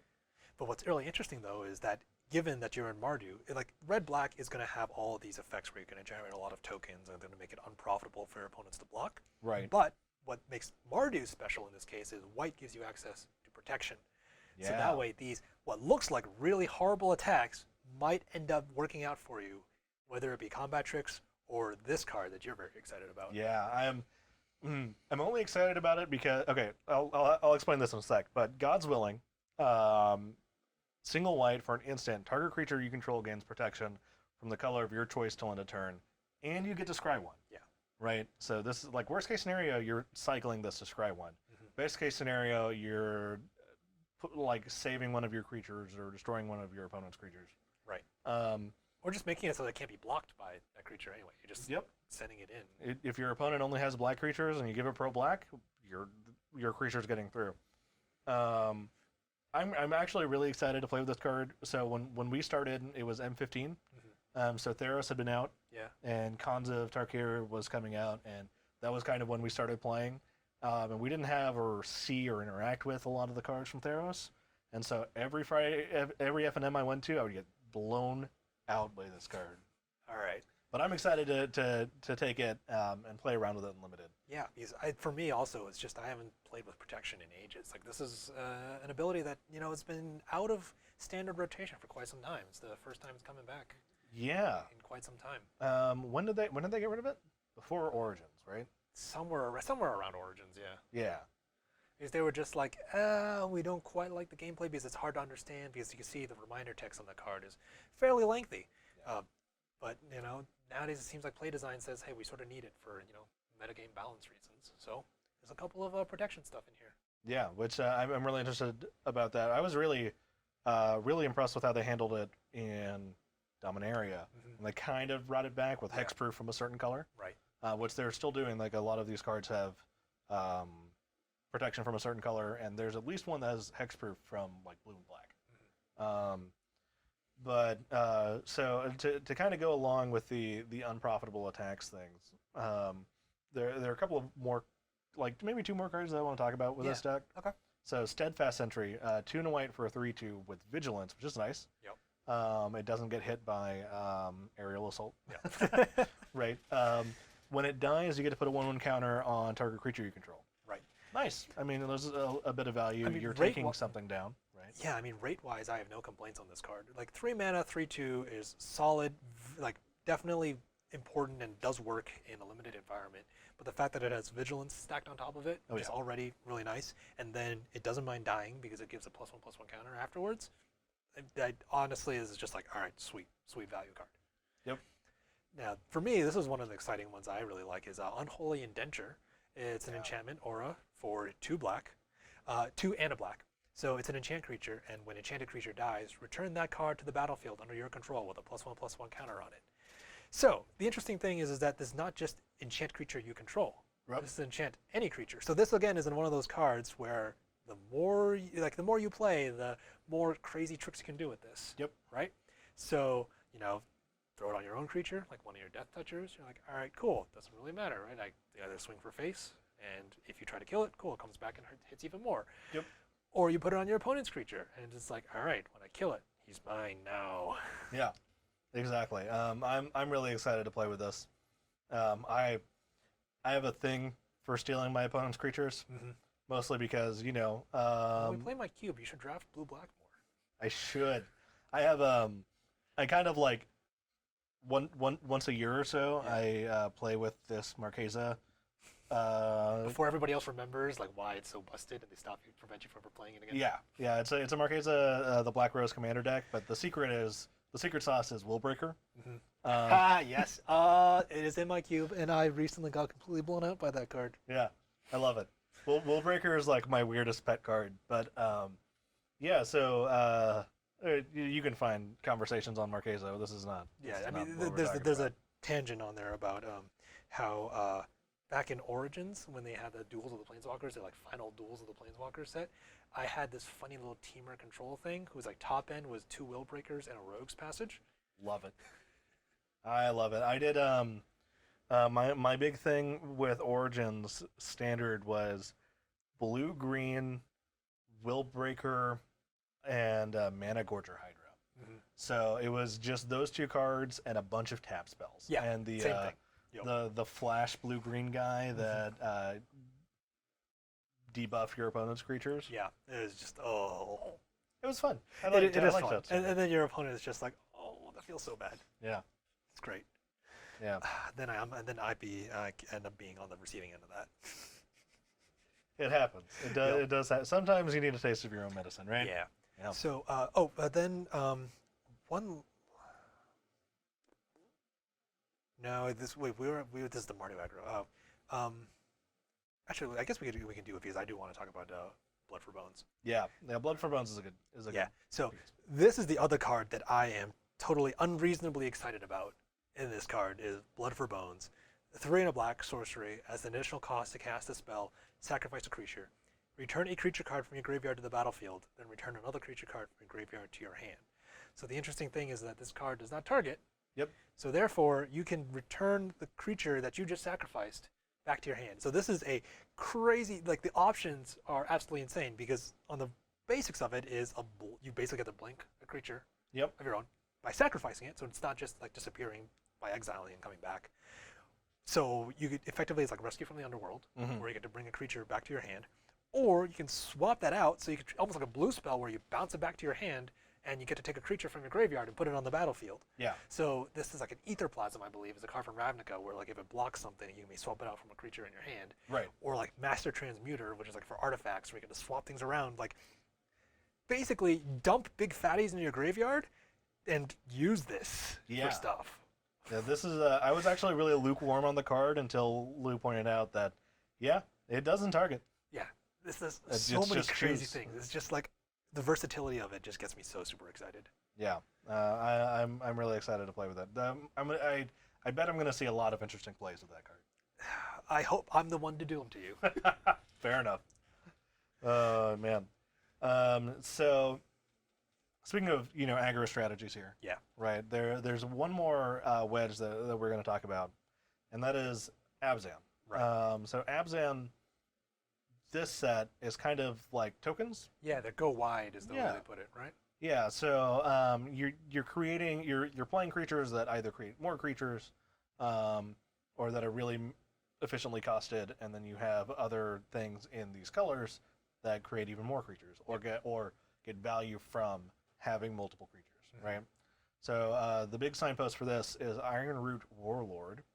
It's 1 green-white for an X5. Big or butt. star 5. Yeah. It is an important distinction because it exists in all zones, whatever. It's a Treefolk Soldier. Ironroot Warlord's power is equal to the number of creatures you control. And then for 3 green-white, you get to create a 1/1 white soldier creature token. Yep. So our friend Clay here would love this card. He is definitely the Selesnya tokens go wide kind of guy. Oh yeah. And I'm sure he was super excited when he saw this card. Yeah, one of the things he likes doing is seeing how many tokens he can make. Yep. Which is fun. Yeah. So what's really awesome is so why go wide when you can go tall as well? Yep. Right? So then there's the Woodland Champion here, which is 1 and a green for a 2/2. So starts off as a bear, Elf Scout. However, whenever 1 or more tokens enters the battlefield under your control, put that many +1/+1 counters on Woodland Champion. Yeah. So again, why go wide when you can go tall as well? Yep. So for each token that comes in, Yep. right, you get that 1/1 counter on the Woodland Champion. Yeah. Which is really Scary. really nice. Yeah, I'm a big fan. I'm going to call that terrifying. Yeah, it's an uncommon, so you're not going to Right. see it too often. But And it starts off with 2 defense, so you know if you can get an early shock on that thing, it's like yay. yeah, that's true. Yeah. Yeah, but This is one of those things where if they have their deck built around it, like that is a remove now kind of thing. yeah, if you don't have removal in your hand when they drop it, you're going to be a little worried. Yeah.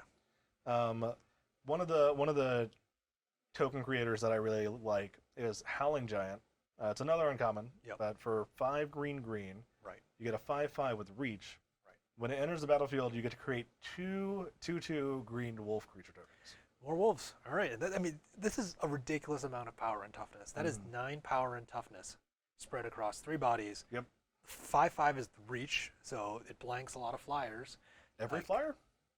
Pretty much, I think. Pretty much. Yeah. Yeah. Pretty much. I mean, other than Except for Safara. the Safara, the and 7/7. But I think it's like once you have Safara, you're basically won anyway. Like if your opponent doesn't scoop immediately.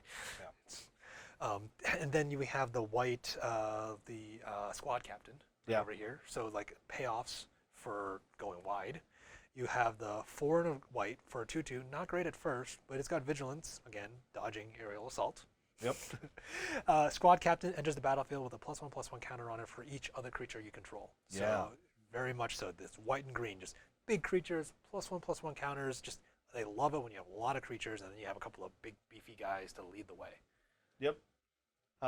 This card's going to be really cool. Unfortunately, unfortunately for your opponent, it's not a triggered ability. It's sort of like a as it enters the battlefield. Right. So it will come with those counters, so they can't shock it in response. Right. So you're getting those counters. One of the other payoffs, because there are a lot of uncommon payoffs for this strategy. Yeah. So we were saying like if you're just sticking with the allied colors, like there's plenty of payoffs already, but they were saying this is Abzan. This is the wedge color. Right. Yeah. So what do you get when you start going into black? Yeah. So when you start going to black, you get some interesting things. I think the best thing is Gruesome Scourger. That's what that says. Yeah. 3 black for a 3/3. When it enters the battlefield, it deals damage to target opponent or a planeswalker equal to the number of creatures you control. Right. So basically, the power of Ironroot Warlord, you just get to pop somebody. Right. Which planeswalkers are going to be relevant because there is one at uncommon, so you're going to see that Chandra often. Right. But also the extra incidental damage when you're already likely outflanking your opponent when it comes to all of the creatures that you're playing. Right. The one thing I am concerned about, though, is that it is double black in there. So it's going to be a little bit harder to get to, but hopefully, if you're going to be playing it later in the game, hopefully you've established your board presence. Right. Right. But if not, again, there's still plenty more to talk about in terms of payoffs in white and green. Inspiring Captain we have in there, right? 3 and a white comes into play. It puts all creatures you control get +1/+1 until end of turn for a 3/3. Again, if you have a whole bunch of 1/1 soldiers, they're going to come in and they're going to hit hard. Yeah. Now they're trading up. Yep. Right. Yep. And then also, in green, that cares about stuff when you have a lot of creatures out there. We had the elemental that again ramps you up into it, right? But green also gives a really awesome pump spell. We have Might of the Masses. Instant. Target creature gets +1/+1 until end of turn for each creature you control. And it's an instant, which is really neat because if you have so many creatures that your opponent can't block them all, well, guess what? The one that's making through is going to get pumped. Yep. Yeah, this is a really interesting card. Also a staple in my Will Breaker standard deck. No. Because you target your opponent's creature with it, you get the creature, and then you can. Yeah. Yeah, there's plenty of token generators in here. Tons. Yeah. So Wolfkin Bond. What was it? Oh, and we want to talk back about the zombie, the multiple matters zombies. Yeah. The where are you? Undead Servant. There we go. Yeah. So if you have a couple of these in your graveyard, if you get to pick these early because you see them going around and you're just keeping an eye out for them, if you happen to be in these colors, you're getting a couple of extra tokens, which is some good value at 4 mana. Right. You get some decent tokens in there. You have the Necromancer that generates that particular token. You have wolves. Again, we have a lot of wolf tokens going on here. Ferocious Pup, good little pupper, comes in with a wolf. Green's Artifact creates a wolf. So Raise the Alarm, staple. Master Splicer creates the Golem ones. We're just listing off a bunch of these. I mean, like, you're going to create a lot of tokens, right? The issue that I think we've sort of come across when we started discussing is that when you come into black, other than Scourger, which is black, which makes it hard to cast, right? Like, even that Necromancer is black, and if you're going to get that zombie, you're going to need multiples of those things. It needs a fairly hard investment in black. It's hard to just splash black to sort of make your white-green tokens deck better. Yeah. So if you think back to where we were talking about the elementals, where red creates a lot of incidental elementals, whether it's from Scampering Scorcher, from your Chandras or something, we actually feel like that maybe there's a better argument for a Naya tokens deck in M20. Yeah, that's kind of what we've looked at it and we've thought about it a little bit, and honestly, you're not losing much. Right. Red already, you already have Shock, which you get access to Shock. Yeah. You get access to Chandra's Outburst. You get access to Burn to Ash, which again kills most everything in the set, right? Like you're not losing much on the removal side of things, right? And in response, you get a bunch of incidental, really good token generation and like elemental synergy support. Yeah. Right? Yeah. You get some cheaper creatures. Sky Knight Vanguard is super solid. Yeah. Yeah. Because it's attacking on 3 and just automatically giving you a token, right? Right. And if you need to, that Mask of Immolation, which is like, all right, cool, like, I need to burn things away. It's like, fine, whatever. It comes in, generates a token, but then if need be, I can burn stuff, right? Right. It's solid. And we definitely feel like there's definitely an argument that a Naya tokens deck, you can probably get more out of it than Abzan. Yeah. Yeah, unless you come across something where, like, you absolutely, you see a late pick murder, then I would go heavy into black. Like, honestly, it kind of depends on the removal suite that you're picking up when you're picking your green white cards. If you get a lot of red removal, go Naya. If you get a lot of black removal, go Abzan. If you're feeling dangerous, try them both. Not recommended. Right. So those are the basic archetypes that's sort of like the supported draft archetypes, right? Yeah. So as we're looking through this deck, like this is where we get our brewer juices going, and we start to come with a couple of other more silly things and trying to figure out how things could work, right? So in Abzan, we were talking about the signpost uncommons, right? We had that Warlord, but the other card here is Moldavine Reclamation in the Golgari colors, which is the 3 green and the black. Is whenever a creature you control dies, you gain 1 life and draw a card. Now, in the purpose of a tokens deck, this is going to be late game in here. If you are, a go wide token strategy, theoretically, like you should have already at that point, like instead of 5 mana for that, you should be spending on like an overrun or something and just win the game outright. Yeah. Right? Like trying to grind out value at that point, like it's probably not the greatest thing. Like if it's gotten to the point where your little tokens can't attack profitably, you're probably not having a good time. Yeah. So we were trying to struggle and find a way to say, all right, what kind of deck does this fit in? Now, arguably, people a lot are saying that this card is more for the commander crowd, right? But we're saying, all right, how do we make the best of it if you happen to open this up in like a sealed pool or you see this in draft, right? And so we were thinking, all right, let's do this like Jund thing that's been going on. Yeah, I kind of want to call it Jund attrition. Yeah.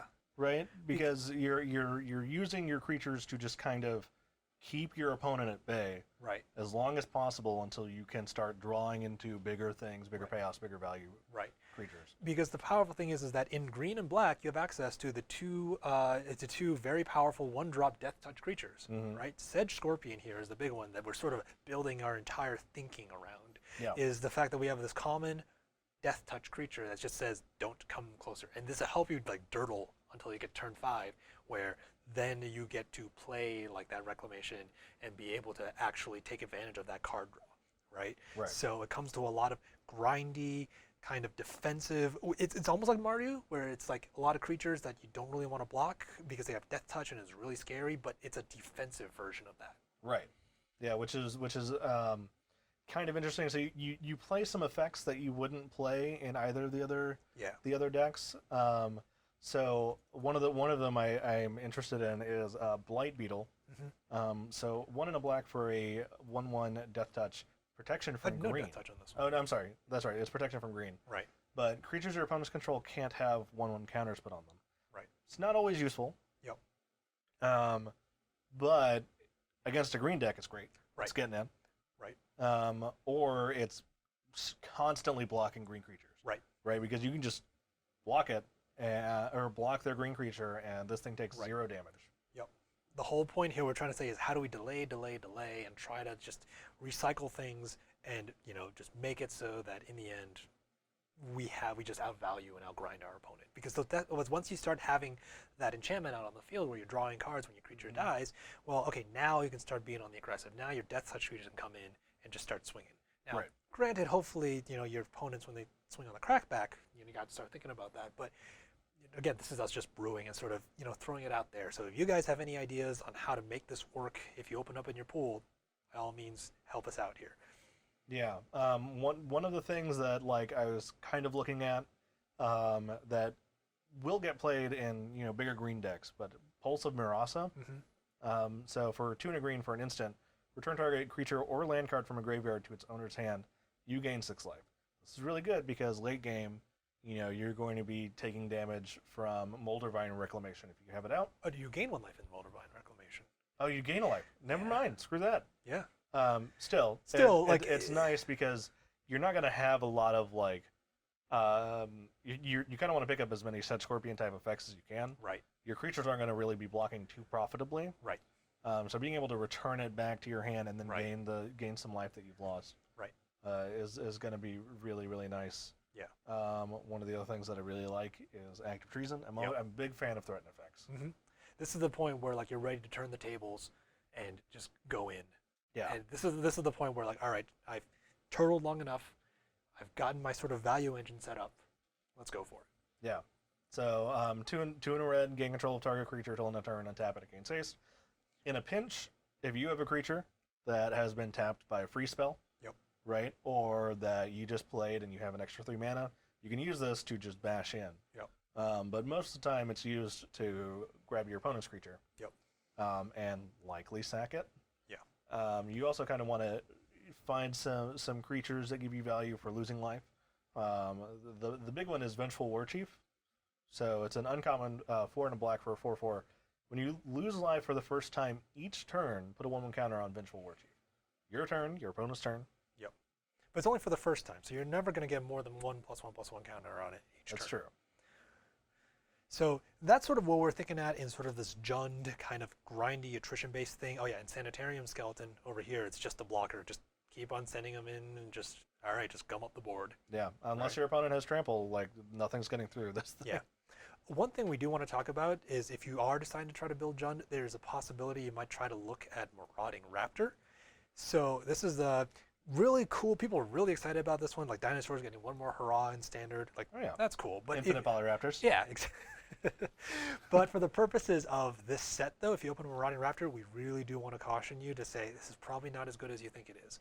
So Marauding Raptor is a rare for 1 and a red. It's a dinosaur. Creature spells you cast cost 1 less to cast. Awesome. The issue is that when another creature enters the battlefield under your control, Marauding Raptor deals 2 damage to it. If a dinosaur is dealt damage this way, Marauding Raptor gets +2/+0 until end of turn. So your creature's going to come out cheaper, but they're going to get eaten by the raptor. So we did a quick look at what creatures will survive, and looking at it, there's actually not a lot that would survive that would really benefit from being powered out a turn earlier. And that's the thing. It's just like if you're really like mid-rangey tempo, like maybe. But the thing is, I'm not entirely convinced. Now, also, if you look at the other possible dinosaur payoffs, which is where you think would be Jund, right? Yep. So the other dinosaurs in this set are red, green, and one black. But yeah, you have Thrashing Brontodon, Shifting Ceratops, which is also a very solid card. But it's rare. It's a rare. You're not going to see it often. Yep. And then you have the Ripscale Predator, which is the other common, which is fine. It's a perfectly fine card. But it's one of those things where it's like, these are your only real payoffs, and not quite sure. Like, Ripscale Predator, definitely. 6'5", big body, definitely scary. But would you have to warp your deck so much around the possibility of getting that Raptor out and blanking maybe half the creatures that you have in your deck and not being able to play them anymore? Right. Really don't think it's worth it. And then when you look at, like the Rotting Registrar, like that one is just a rare. That's just so above the curve in terms of stats anyway. Like, yeah, sure, jam it in your deck. Like this guy's an absolute bomb. Like, there's no real reason to use to run it with the Marauding Raptor. Like, yeah, right. Like, so in our opinion, the Marauding Raptor, if you open this up, probably not going to be too useful in your deck. Right. It's really unfortunate, but hey, have fun with it. Trying to play with the rest of the dinosaurs from Ixalan. I'm sure this guy will be bonkers. Yeah, I mean, if you can work, I don't know, something out where you buff your flyers and you drop this guy and you're just dropping a bunch of flyers every turn. Yeah. Right. That happen to survive the 2 damage. Right. Awesome. But shock kills a lot of things in this set. Yeah. And when you're shocking your own creatures just to get them out cheaper, or to there are only 4 other creatures that trigger this guy. Yeah. Right? So you're not even really getting that +2/+0. Right. You have to be really cautious about it. It's a cool card. Yeah. It will win some games. Like, it will put people ahead. Yeah. But I don't think it's going to put you ahead often enough. Right. And so that's John. But there's really kind of one other archetype that kind of feels like, or color combination that feels like you're kind of just trying to put stuff together. Yeah. So Grixis. So we've been doing a lot of like shard-based kind of stuff, right? So we wanted to try to find some way to do like an aristocracy kind of deck. Yeah. Because of all the token generation you see in red, you see in white and all that other stuff. But we ended up looking at this one card, Bloodsoaked Altar, which is a 4 black. Tap it, pay 2 life, discard a card, sacrifice a creature, create a 5/5 black demon creature token with flying. Activate this ability only anytime you can cast a sorcery. Now, a 5/5 creature is very relevant, very powerful, hard to deal with, and this is repeatable. Yep. So we want to find a way to break this card. Oh yeah. So we were just looking at all the different token generators and stuff in here, and you are in, red, blue, and black, right? These are great controlling colors. You have all the kill spells that you have access to. You have your access to shocks. You have your access to murder, and then you have ways to card draw, like anticipate, right? Like, these are great ways to just dirtle until you hit 6 mana. You either have the payoff in that altar. We have a payoff in the Frilled Serpent, right? Like, this guy is another 6 mana, which is like, all right, cool. Now I'm just going to swing it for 4 every single turn, right? There's a lot of different ways where you can survive until you have this nice big, beat stick on your opponent. Yep. So there's in all honesty, it's like a fairly straightforward. Just control the board. There's a lot of cool ways to just generate card advantage. Either just putting stuff in your graveyard, messing with your opponent, mind rotting them, just basically make them not able to play Magic, and all of a sudden 6 turns later, where you've got 6 mana out, then you start just cranking out a demon every turn.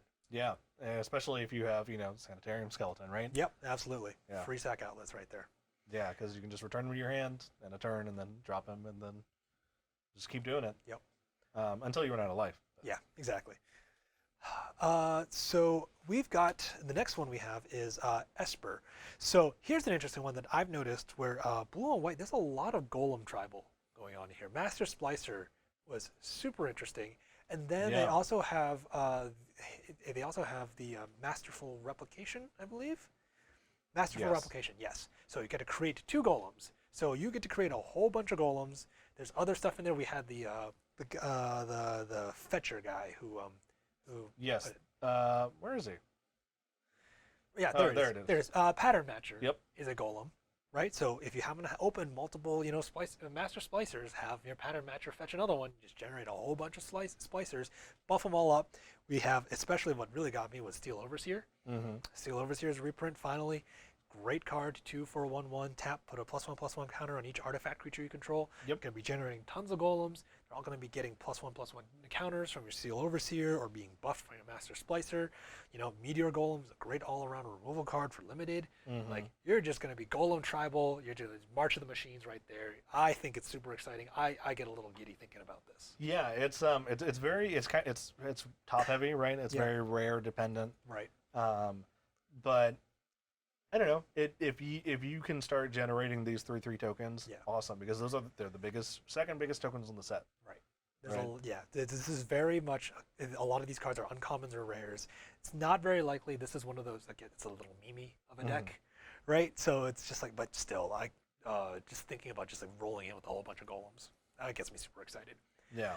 Sort of augment that though is also because we were in the blue, white, black area, right? We were also thinking about, white, black. We have another little thing in there as well. They sort of lumped in together with this Esper deck. Yeah. So there's one thing that I noticed almost right off the bat, looking at all of these cards, because I looked at them in collector's number order and white was first. Yeah. Is there is a non-zero amount of life gain and some life gain payoffs. So one of the best ones is Bloodthirsty Aerialist.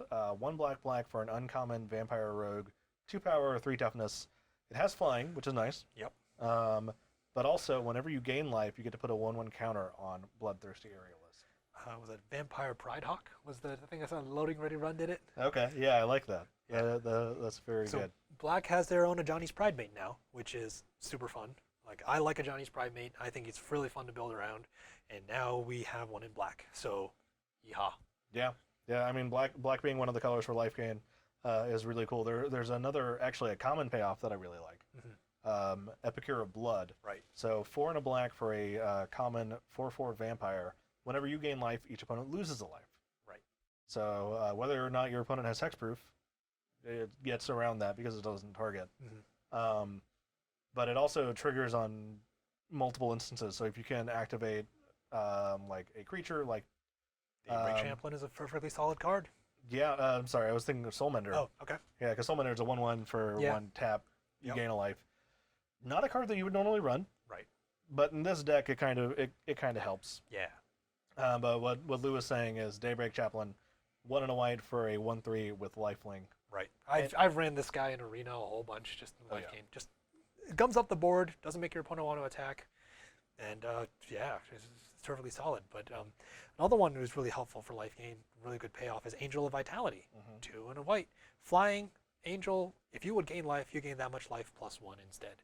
Angel of Vitality gets +2/+2 as long as you have 25 or more life. Yep. So it can be a 4/4. Yep. But it's still a 3-mana 2/2 with flying, which is nice. Yeah, And then totally incidental life solid. gain. Totally solid stat line on that. Yeah.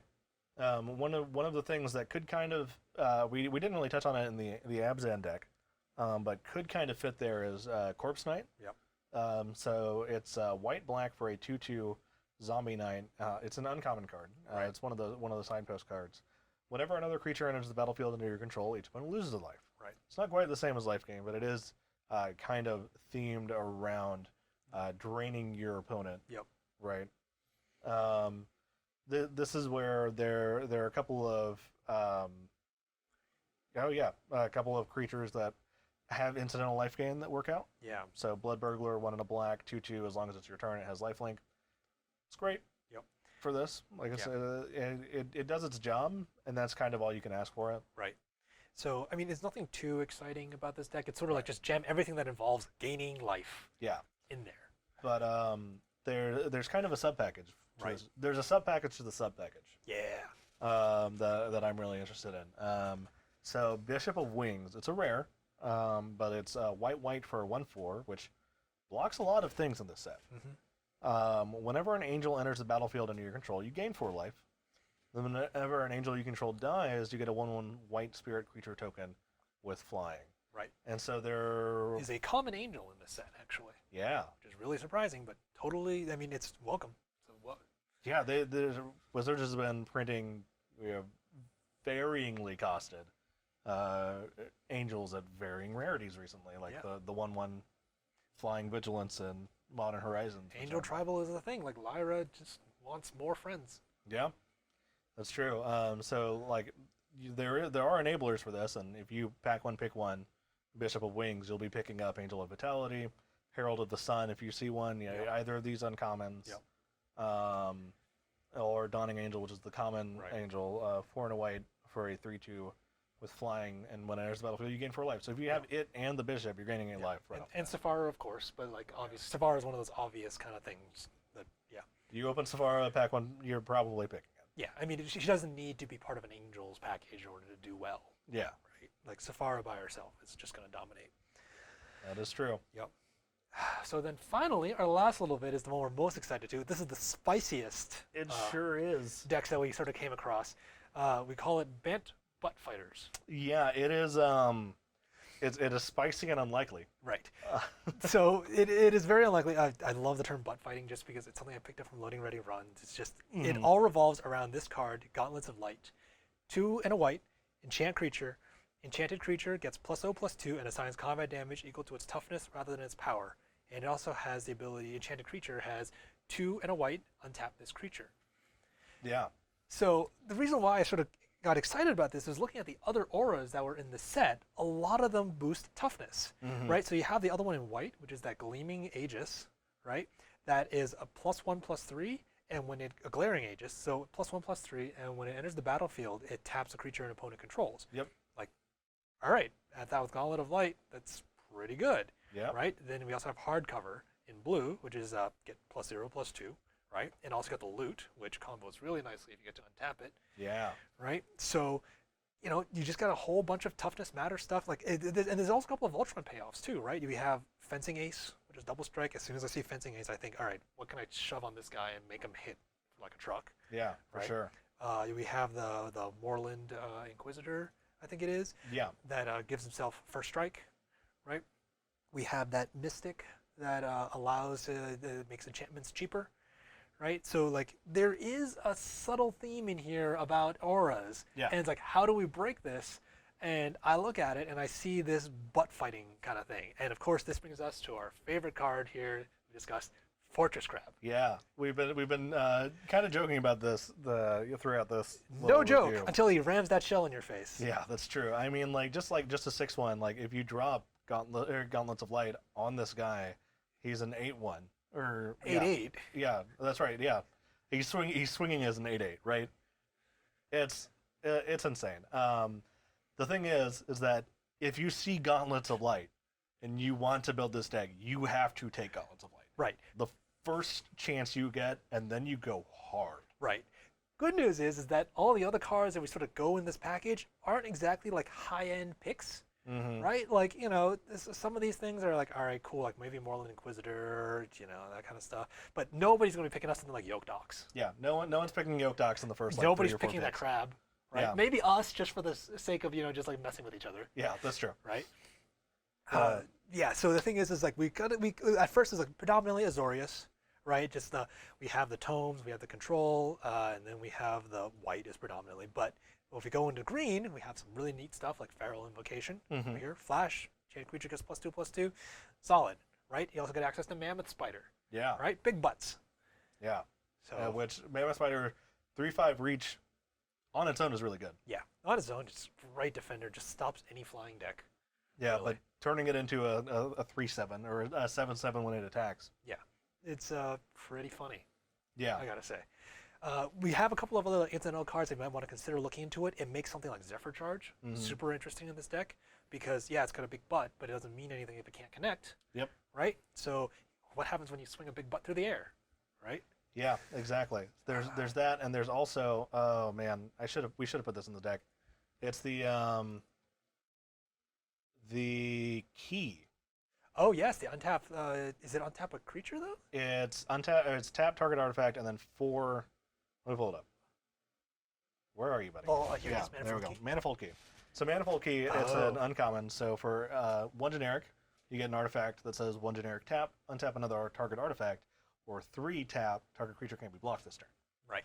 Yeah. So, all right, yeah. So basically, that's your Rogue's Passage right over there. Yeah. So Okay.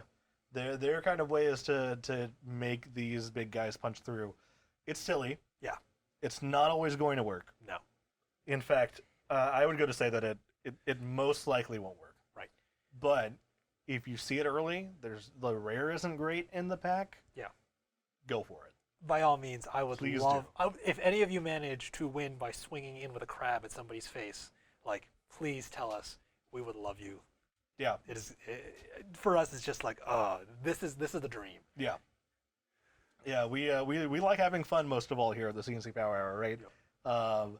And I don't know, doing things with cards that they're not supposed to do. It's Right. pretty fun. Yeah.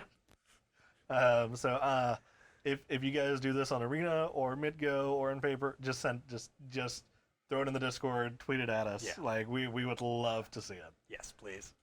So that actually wraps it up. We covered as many colors as we could, Yeah. which is all of them twice. Yeah. Exactly. And it's all the interesting sort of things we want to talk about. I mean, we didn't cover all the cards in here, but it's not meant to be exhaustive, right? Yeah. This is just us looking over the cards, seeing the different archetypes that they said that set supports, and then we go, okay, what does it actually feel like it's supporting, right? Right. Like the only big one that we sort of talking about where like we feel like Naya is a better go wide tokens deck than Abzan, right? And sort of like how a lot of the allied colors feel like they're much stronger than enemy colors in this deck, in the set, just because the allied uncommon signpost and support the archetypes a lot more strongly than the enemy colored uncommons. So that's probably the big takeaways if you ever want to think about how you're building this kind of when you're finally get your hands on this set, is probably look more towards allied colors first. Yeah. Yep. And well, that's pretty much the big one, the big takeaway. Yeah. And then also shock is really good. Shock is real good. If you take anything away from this, is that shock is a pretty high pick common. Right. I mean, murder is too, but shock is. Yeah. Shock, you can splash. It hits almost everything. It's always punching up. Yep. Are there any cool cards from this set that you kind of wanted to talk about, geek out over? I think we kind of covered everything. One of my favorites that I want to work well is Embodiment of Agonies. Okay. 1 black for 0/0. Yep. Flying Death Touch. When Embodiment of Agonies enters the battlefield, Embodiment of Agonies enters the battlefield with a 1/1 counter on it for each different mana cost among non-land cards in your graveyard. Yep. What? What can you do with this? I mean, just the just period, right? Yeah. White, blue, black, red, green. Yep. And any of those 1-drops, give it at least 1/1 counter. Yeah. Right. Yep. Right. And it's just 3 mana too. Just like you easily curve this like Stitcher Supplier into how much is not the Vulture, but I'm sure there's some 2-drop thing that allows you to mill it. Yeah. Or like turn 2, Bone Splinters in whatever your opponent's playing. You mill another 3 cards in there, and it's just fill the graveyard up. Yeah. This guy's going to be super good late game. Yeah. I don't know. I'm excited to play with this card. Yeah. And see exactly how weird I can make it. I couldn't figure out a Scryfall search to figure out exactly how many different mana cost cards exist. Yeah. It's a lot. Yeah. That's basically what it comes down to. Yeah. But I think that's the card that I'm most excited to get my hands on. I think for me it's probably the Bones for Blood. Okay. Like to me, I've just been gushing on and on about that card ever since it was first spoiled. I was just like, oh, there's so many things I can do with this. Yeah. It's just so much versatility on there. That's probably, it just gets my juices flowing in terms of just value play. I don't know if there's anyone I particularly want to build a deck around. Like maybe Risen Reef, but that's just because I like that color combination. I like blue-green. I like doing crazy stuff with getting lands into play. Just, yeah. So I don't know. I don't know if there's anything else. Particularly. There are some cards that combo like with other cards, like the Colossus Hammer Cigar's Aid. Yeah. Right. Like. Right, cool. That and Glistener's Elf. Right. Yeah, Like you just dome somebody for 10 infect damage on turn 2, whatever. Like. What about those mythics? Any of the? Oh yeah, we didn't really talk about 2 of the wedge mythics. Yeah, so that's the Kethis and Kalia. Yeah. So the 2 Ks. Oh, well, Kaikar is a K too, I guess, but all right, forget it. So Kethis to Hidden Hand, we just get straight up Abzan in here. Legendary Elf Advisor. Legendary spells you cast cost 1 less to cast, and then you exile 2 legendary cards from your graveyard, and until end of turn, each legendary card in your graveyard gains. You may play this card from your graveyard. Yeah. Now, for the case of the set, you know, all the legendary cards effectively are all like your mythics, and then you got your Chandras. Yeah. So it's like, Not great. not great. I mean, 3 mana for a 3/4, fine, but this is definitely not for limited play. No. This is very much a. I think it's going to be a standard build around while Dominaria is in town. Right. Because the 3 white black return of the whatever the card that this brings is all legendaries back from the graveyard. Not Eldest Reborn. Rise of the Rebirth, Primordial's Rebirth. Yeah, something like Rebirth that. of the Primordial, Glorious something like that. Rebirth, yeah. Um, But also it's legendary card, not legendary creature. So Yep. So like yeah, you're right. You get the whole revive everything, but then also just if that card is in your graveyard, you can just get 2 targets out and then replay it. I was just thinking like Karn's Temporal Sundering or like Urza's Blast or whatever. It is Getting Blast. into those 4 colors. Yeah. Yeah. No, I don't know. I'm intrigued to see what people do with it. It's not usually my play style. Right. But I know Clay is really excited about building Legendary Tribal because he was going to, was Sisei anyway. All right. The new Sisei from Modern Horizons. Yep. The other card that we didn't really talk about is Kalia Zenith Seeker. Red, white, black, so Mardu for a 3/3 flying vigilance. When Kalia enters the battlefield, look at the top 6 cards of your library. You may reveal an angel card, a demon card, and or a dragon card from among them. Put them in your hand. Put the rest on the bottom of your library in a random order. Right. So one of the reasons we didn't really talk about this is because there aren't that many targets. Yeah. So angels, yeah, you got your common angels and all that other stuff, and then you got Sephara, which is like fine, but if you want to play Sephara, you want to build around her anyway and just get a bunch of flyers. And in this set, white, red, and black don't have too many flyers that you can deal with, right?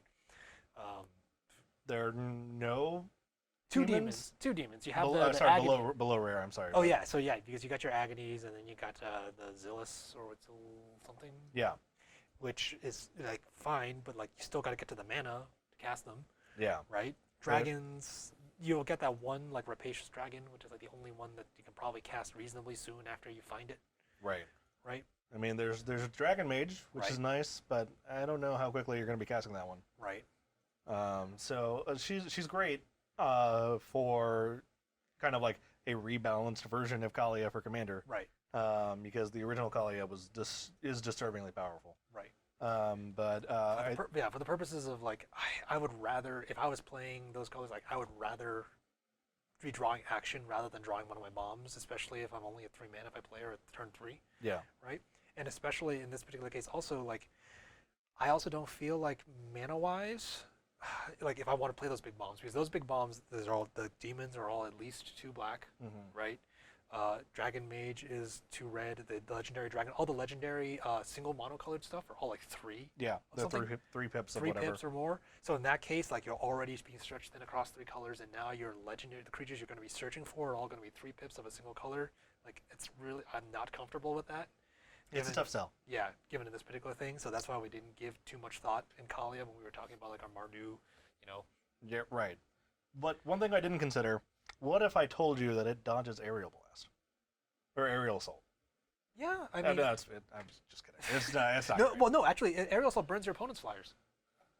No. Or are you talking about you dodging your own? Yeah, she dodges Aerial Assault. She doesn't tap. Aerial. I thought you were talking about the Flame Sweep thing. Flame Streaker. No.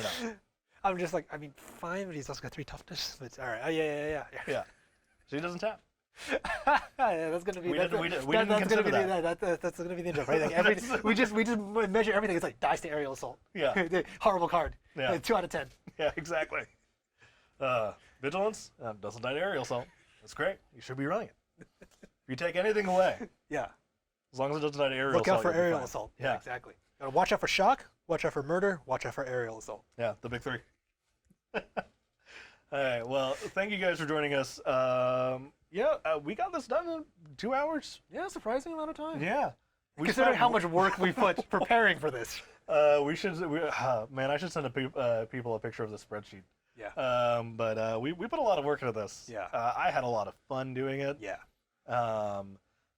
It was I don't know, it was a really cool experience. I look forward to doing it again. Yeah, I think we can do less of the prior prep work because yeah. I think the discussion was really helpful Yeah. in prepping for it. I think it was definitely more helpful than the actual like data prep stuff that we did. But having the data made the discussion go way smoother. But now that we have the data, like the way that it's set up, Yeah. it's going to be much easier to do it later, Yeah. right? Super So cool. And it'll be fun if we have more people also to chat about this later on too. This will be neat. yeah, Because we have our own sensibilities of what we like, right? I like my flyers, I like my control, I like making my opponents feel terrible, right, right? Or something super janky like butt fighters. yeah, yeah. You're on a couple of different opposite ends of that spectrum, man. Yeah. But yeah, no, I just kind of I just enjoy playing Magic, and so I try to find the fun in all the cards. Yeah. And Yeah. So hopefully we gave you some ideas for some of the less drafted cards, yeah, right? Just giving you picks. We tried. That's why we try to limit to like the commons and stuff. Cards you're gonna see, cards that might not be immediate first picks, because these bomb rares and mythics, like obviously Pac-Man pick one. yeah, But we're giving you some insight on what to do on like the pick 4 and 5s right. going on. Yeah. When you're trying to figure out your 23rd card, right? Yeah. We want to give you something that you may not have considered. Right. When it comes to what you should pick first, we leave that to the professionals. But when Right. it comes to what might synergize the best or what might let you have the most fun, that's kind of what we would like to. Yeah. We would like for you guys to take away from Yeah. this. So if you guys, this is your first time checking us out somehow, we stream every Sunday from 4 Eastern to 8-ish Eastern. Depending on what we're playing. Depending on what we're playing. But it's always been paper Magic. Yeah, it's paper Magic. It's a pretty damn cool setup if I do say so myself. Yeah. At twitch.tv/CNC Power Hour, I'll have the link in the description. Yep. We also have a Discord as well, where you get to see us more regularly talk about these crazy janky things that we do. You get to see me just basically pester Scryfall bot to throw in a bunch of cards over and over and over again and say, what happens if I do this and this and this? That's true. Yeah, Scryfall bot actually went on strike for a little while because Lou was calling on it a bit too much. Yeah. You can shoot me a thing on Twitter. I'm the one that monitors the main Twitter account, the @CNC Power Hour. But this should be going up on EtherHub along with an accompanying article. So just leave a comment, I'll get back to you. Leave a comment on the YouTube thing, we'll get back to you. Come stop by Twitch. If you see this, there may not be a stream on the week the 6th, July 7th.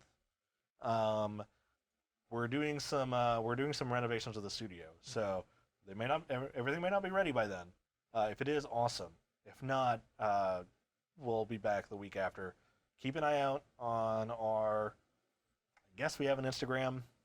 I don't use it much. Keep an eye on the Twitter, and I'll post an update there. But yeah, Lou, thanks so much for putting in all this work with me. Nah, it's all good. This is fun. This was definitely an experience. Yeah. And halfway, it was 6 hours ago when I was deep into math. I wasn't sure I would want to do this again, but I had a lot of fun. Yeah. I'm looking forward to whatever archery is because nobody knows still. Nobody knows. Yeah. I mean, everybody's thinking Kaldheim. I don't know. No, I mean, because so here's a little bit of thing. Supposedly, there's trademarks already registered for Kaldheim. yeah, But the thing is, that doesn't tell you anything because people register trademarks like covering a wide swath of things all the time. that's true. But I think they registered it when what's his face appeared in Duels of the Planeswalker. Oh, Angrath? No, there is a Planeswalker from Kaldheim in one of the Duels of the Planeswalker games, Okay. like 2014, 2013. Really? Okay. Yeah, and I think that was when they registered it. Gotcha. And also they said that they're not going to do. It is a new plane that we've never been to before. Yeah, it is somewhere that Mark Rosewater has been trying to get going. But I feel like that's more mechanically than anything else. Probably. That's what I'm feeling. That's him. Yeah, but they did say that the mechanics that they chose in Modern Horizons, like Snow, they chose because it wasn't going to infringe on an upcoming standard set. Okay. So if we were going to a Norse plane, I imagine that Snow permanence would be a thing. Yeah, I guess. At least that's what a lot of people were thinking. We'll see. I'm totally here for Norse inspired planes. Give me my giant squirrel. Yeah. Right. Like just do it. I am totally here for it. I just kind of like try to temper expectations. Yep. But I don't know. I'm excited. I think some of these cards with all the pips, we're going to Theros in the next year or so. I wouldn't be surprised with Theros. Like, Yeah. but again, that's probably going to be like the spring set then, I guess, next year. At least. I mean, it might be the last. It might be next fall. Yeah. But I think within a year we'll be back at Theros. I feel like that's a pretty reasonable assumption. Yeah. Yeah, I'm excited for whatever comes next. Yeah. I mean, I'm just excited to play this. I mean, there's so many sets that came out lately, right? Like it just feels like it's just been on and on and on, right? Yeah. More of the Spark into Modern Horizons. Now this. Yeah. Like, it's like fine. All right, like let's just play it as it comes, right? Just we don't need to spend as much time speculating. Just let's just be in the moment. Yeah. It'll be in the constant spoiler season because Commander Yeah. 2019 spoilers start mid-July or the end of July because towards the end of July because it comes out August 8th. Right. So it comes out before the fall set. So we'll be Mark looking forward to that too. say that he is announcing the fall set at least on San Diego Comic-Con. That's right. So, but when is San Diego Comic-Con? It's usually the end of July. So let's see. Really? That's awfully soon. Yeah. Oh wait, there you go. July 18th, right? And autofill disappeared. Yeah, July 18th. Okay. So So that's a lot closer than you expect. yeah, but also the Planeswalkers. If you guys haven't seen the San Diego Comic-Con Planeswalkers, they're gorgeous, and you can, if you're lucky, after I think it's about a week or two after San Diego Comic-Con, they sell them on the Hasbro toy shop store. Right. So if you're lucky, you can pick one up. Yeah. They usually go for like $250. Yeah, it's the God Eternals, right? Yeah, it's the God Eternals and Nicol Bolas. Nicol Bolas, yep. No Ilharg because he's not eternal. But they're gorgeous. It's like a really cool use of negative space. Yeah. I'm really impressed with it. Yeah. But yeah, I mean, we've rambled after doing the sign-off thing. But Right. All right. I'm Chris, I'm Lou. and thank you guys for joining us. Hopefully, we will see you guys soon. All right, appreciate it. Bye-bye. Bye.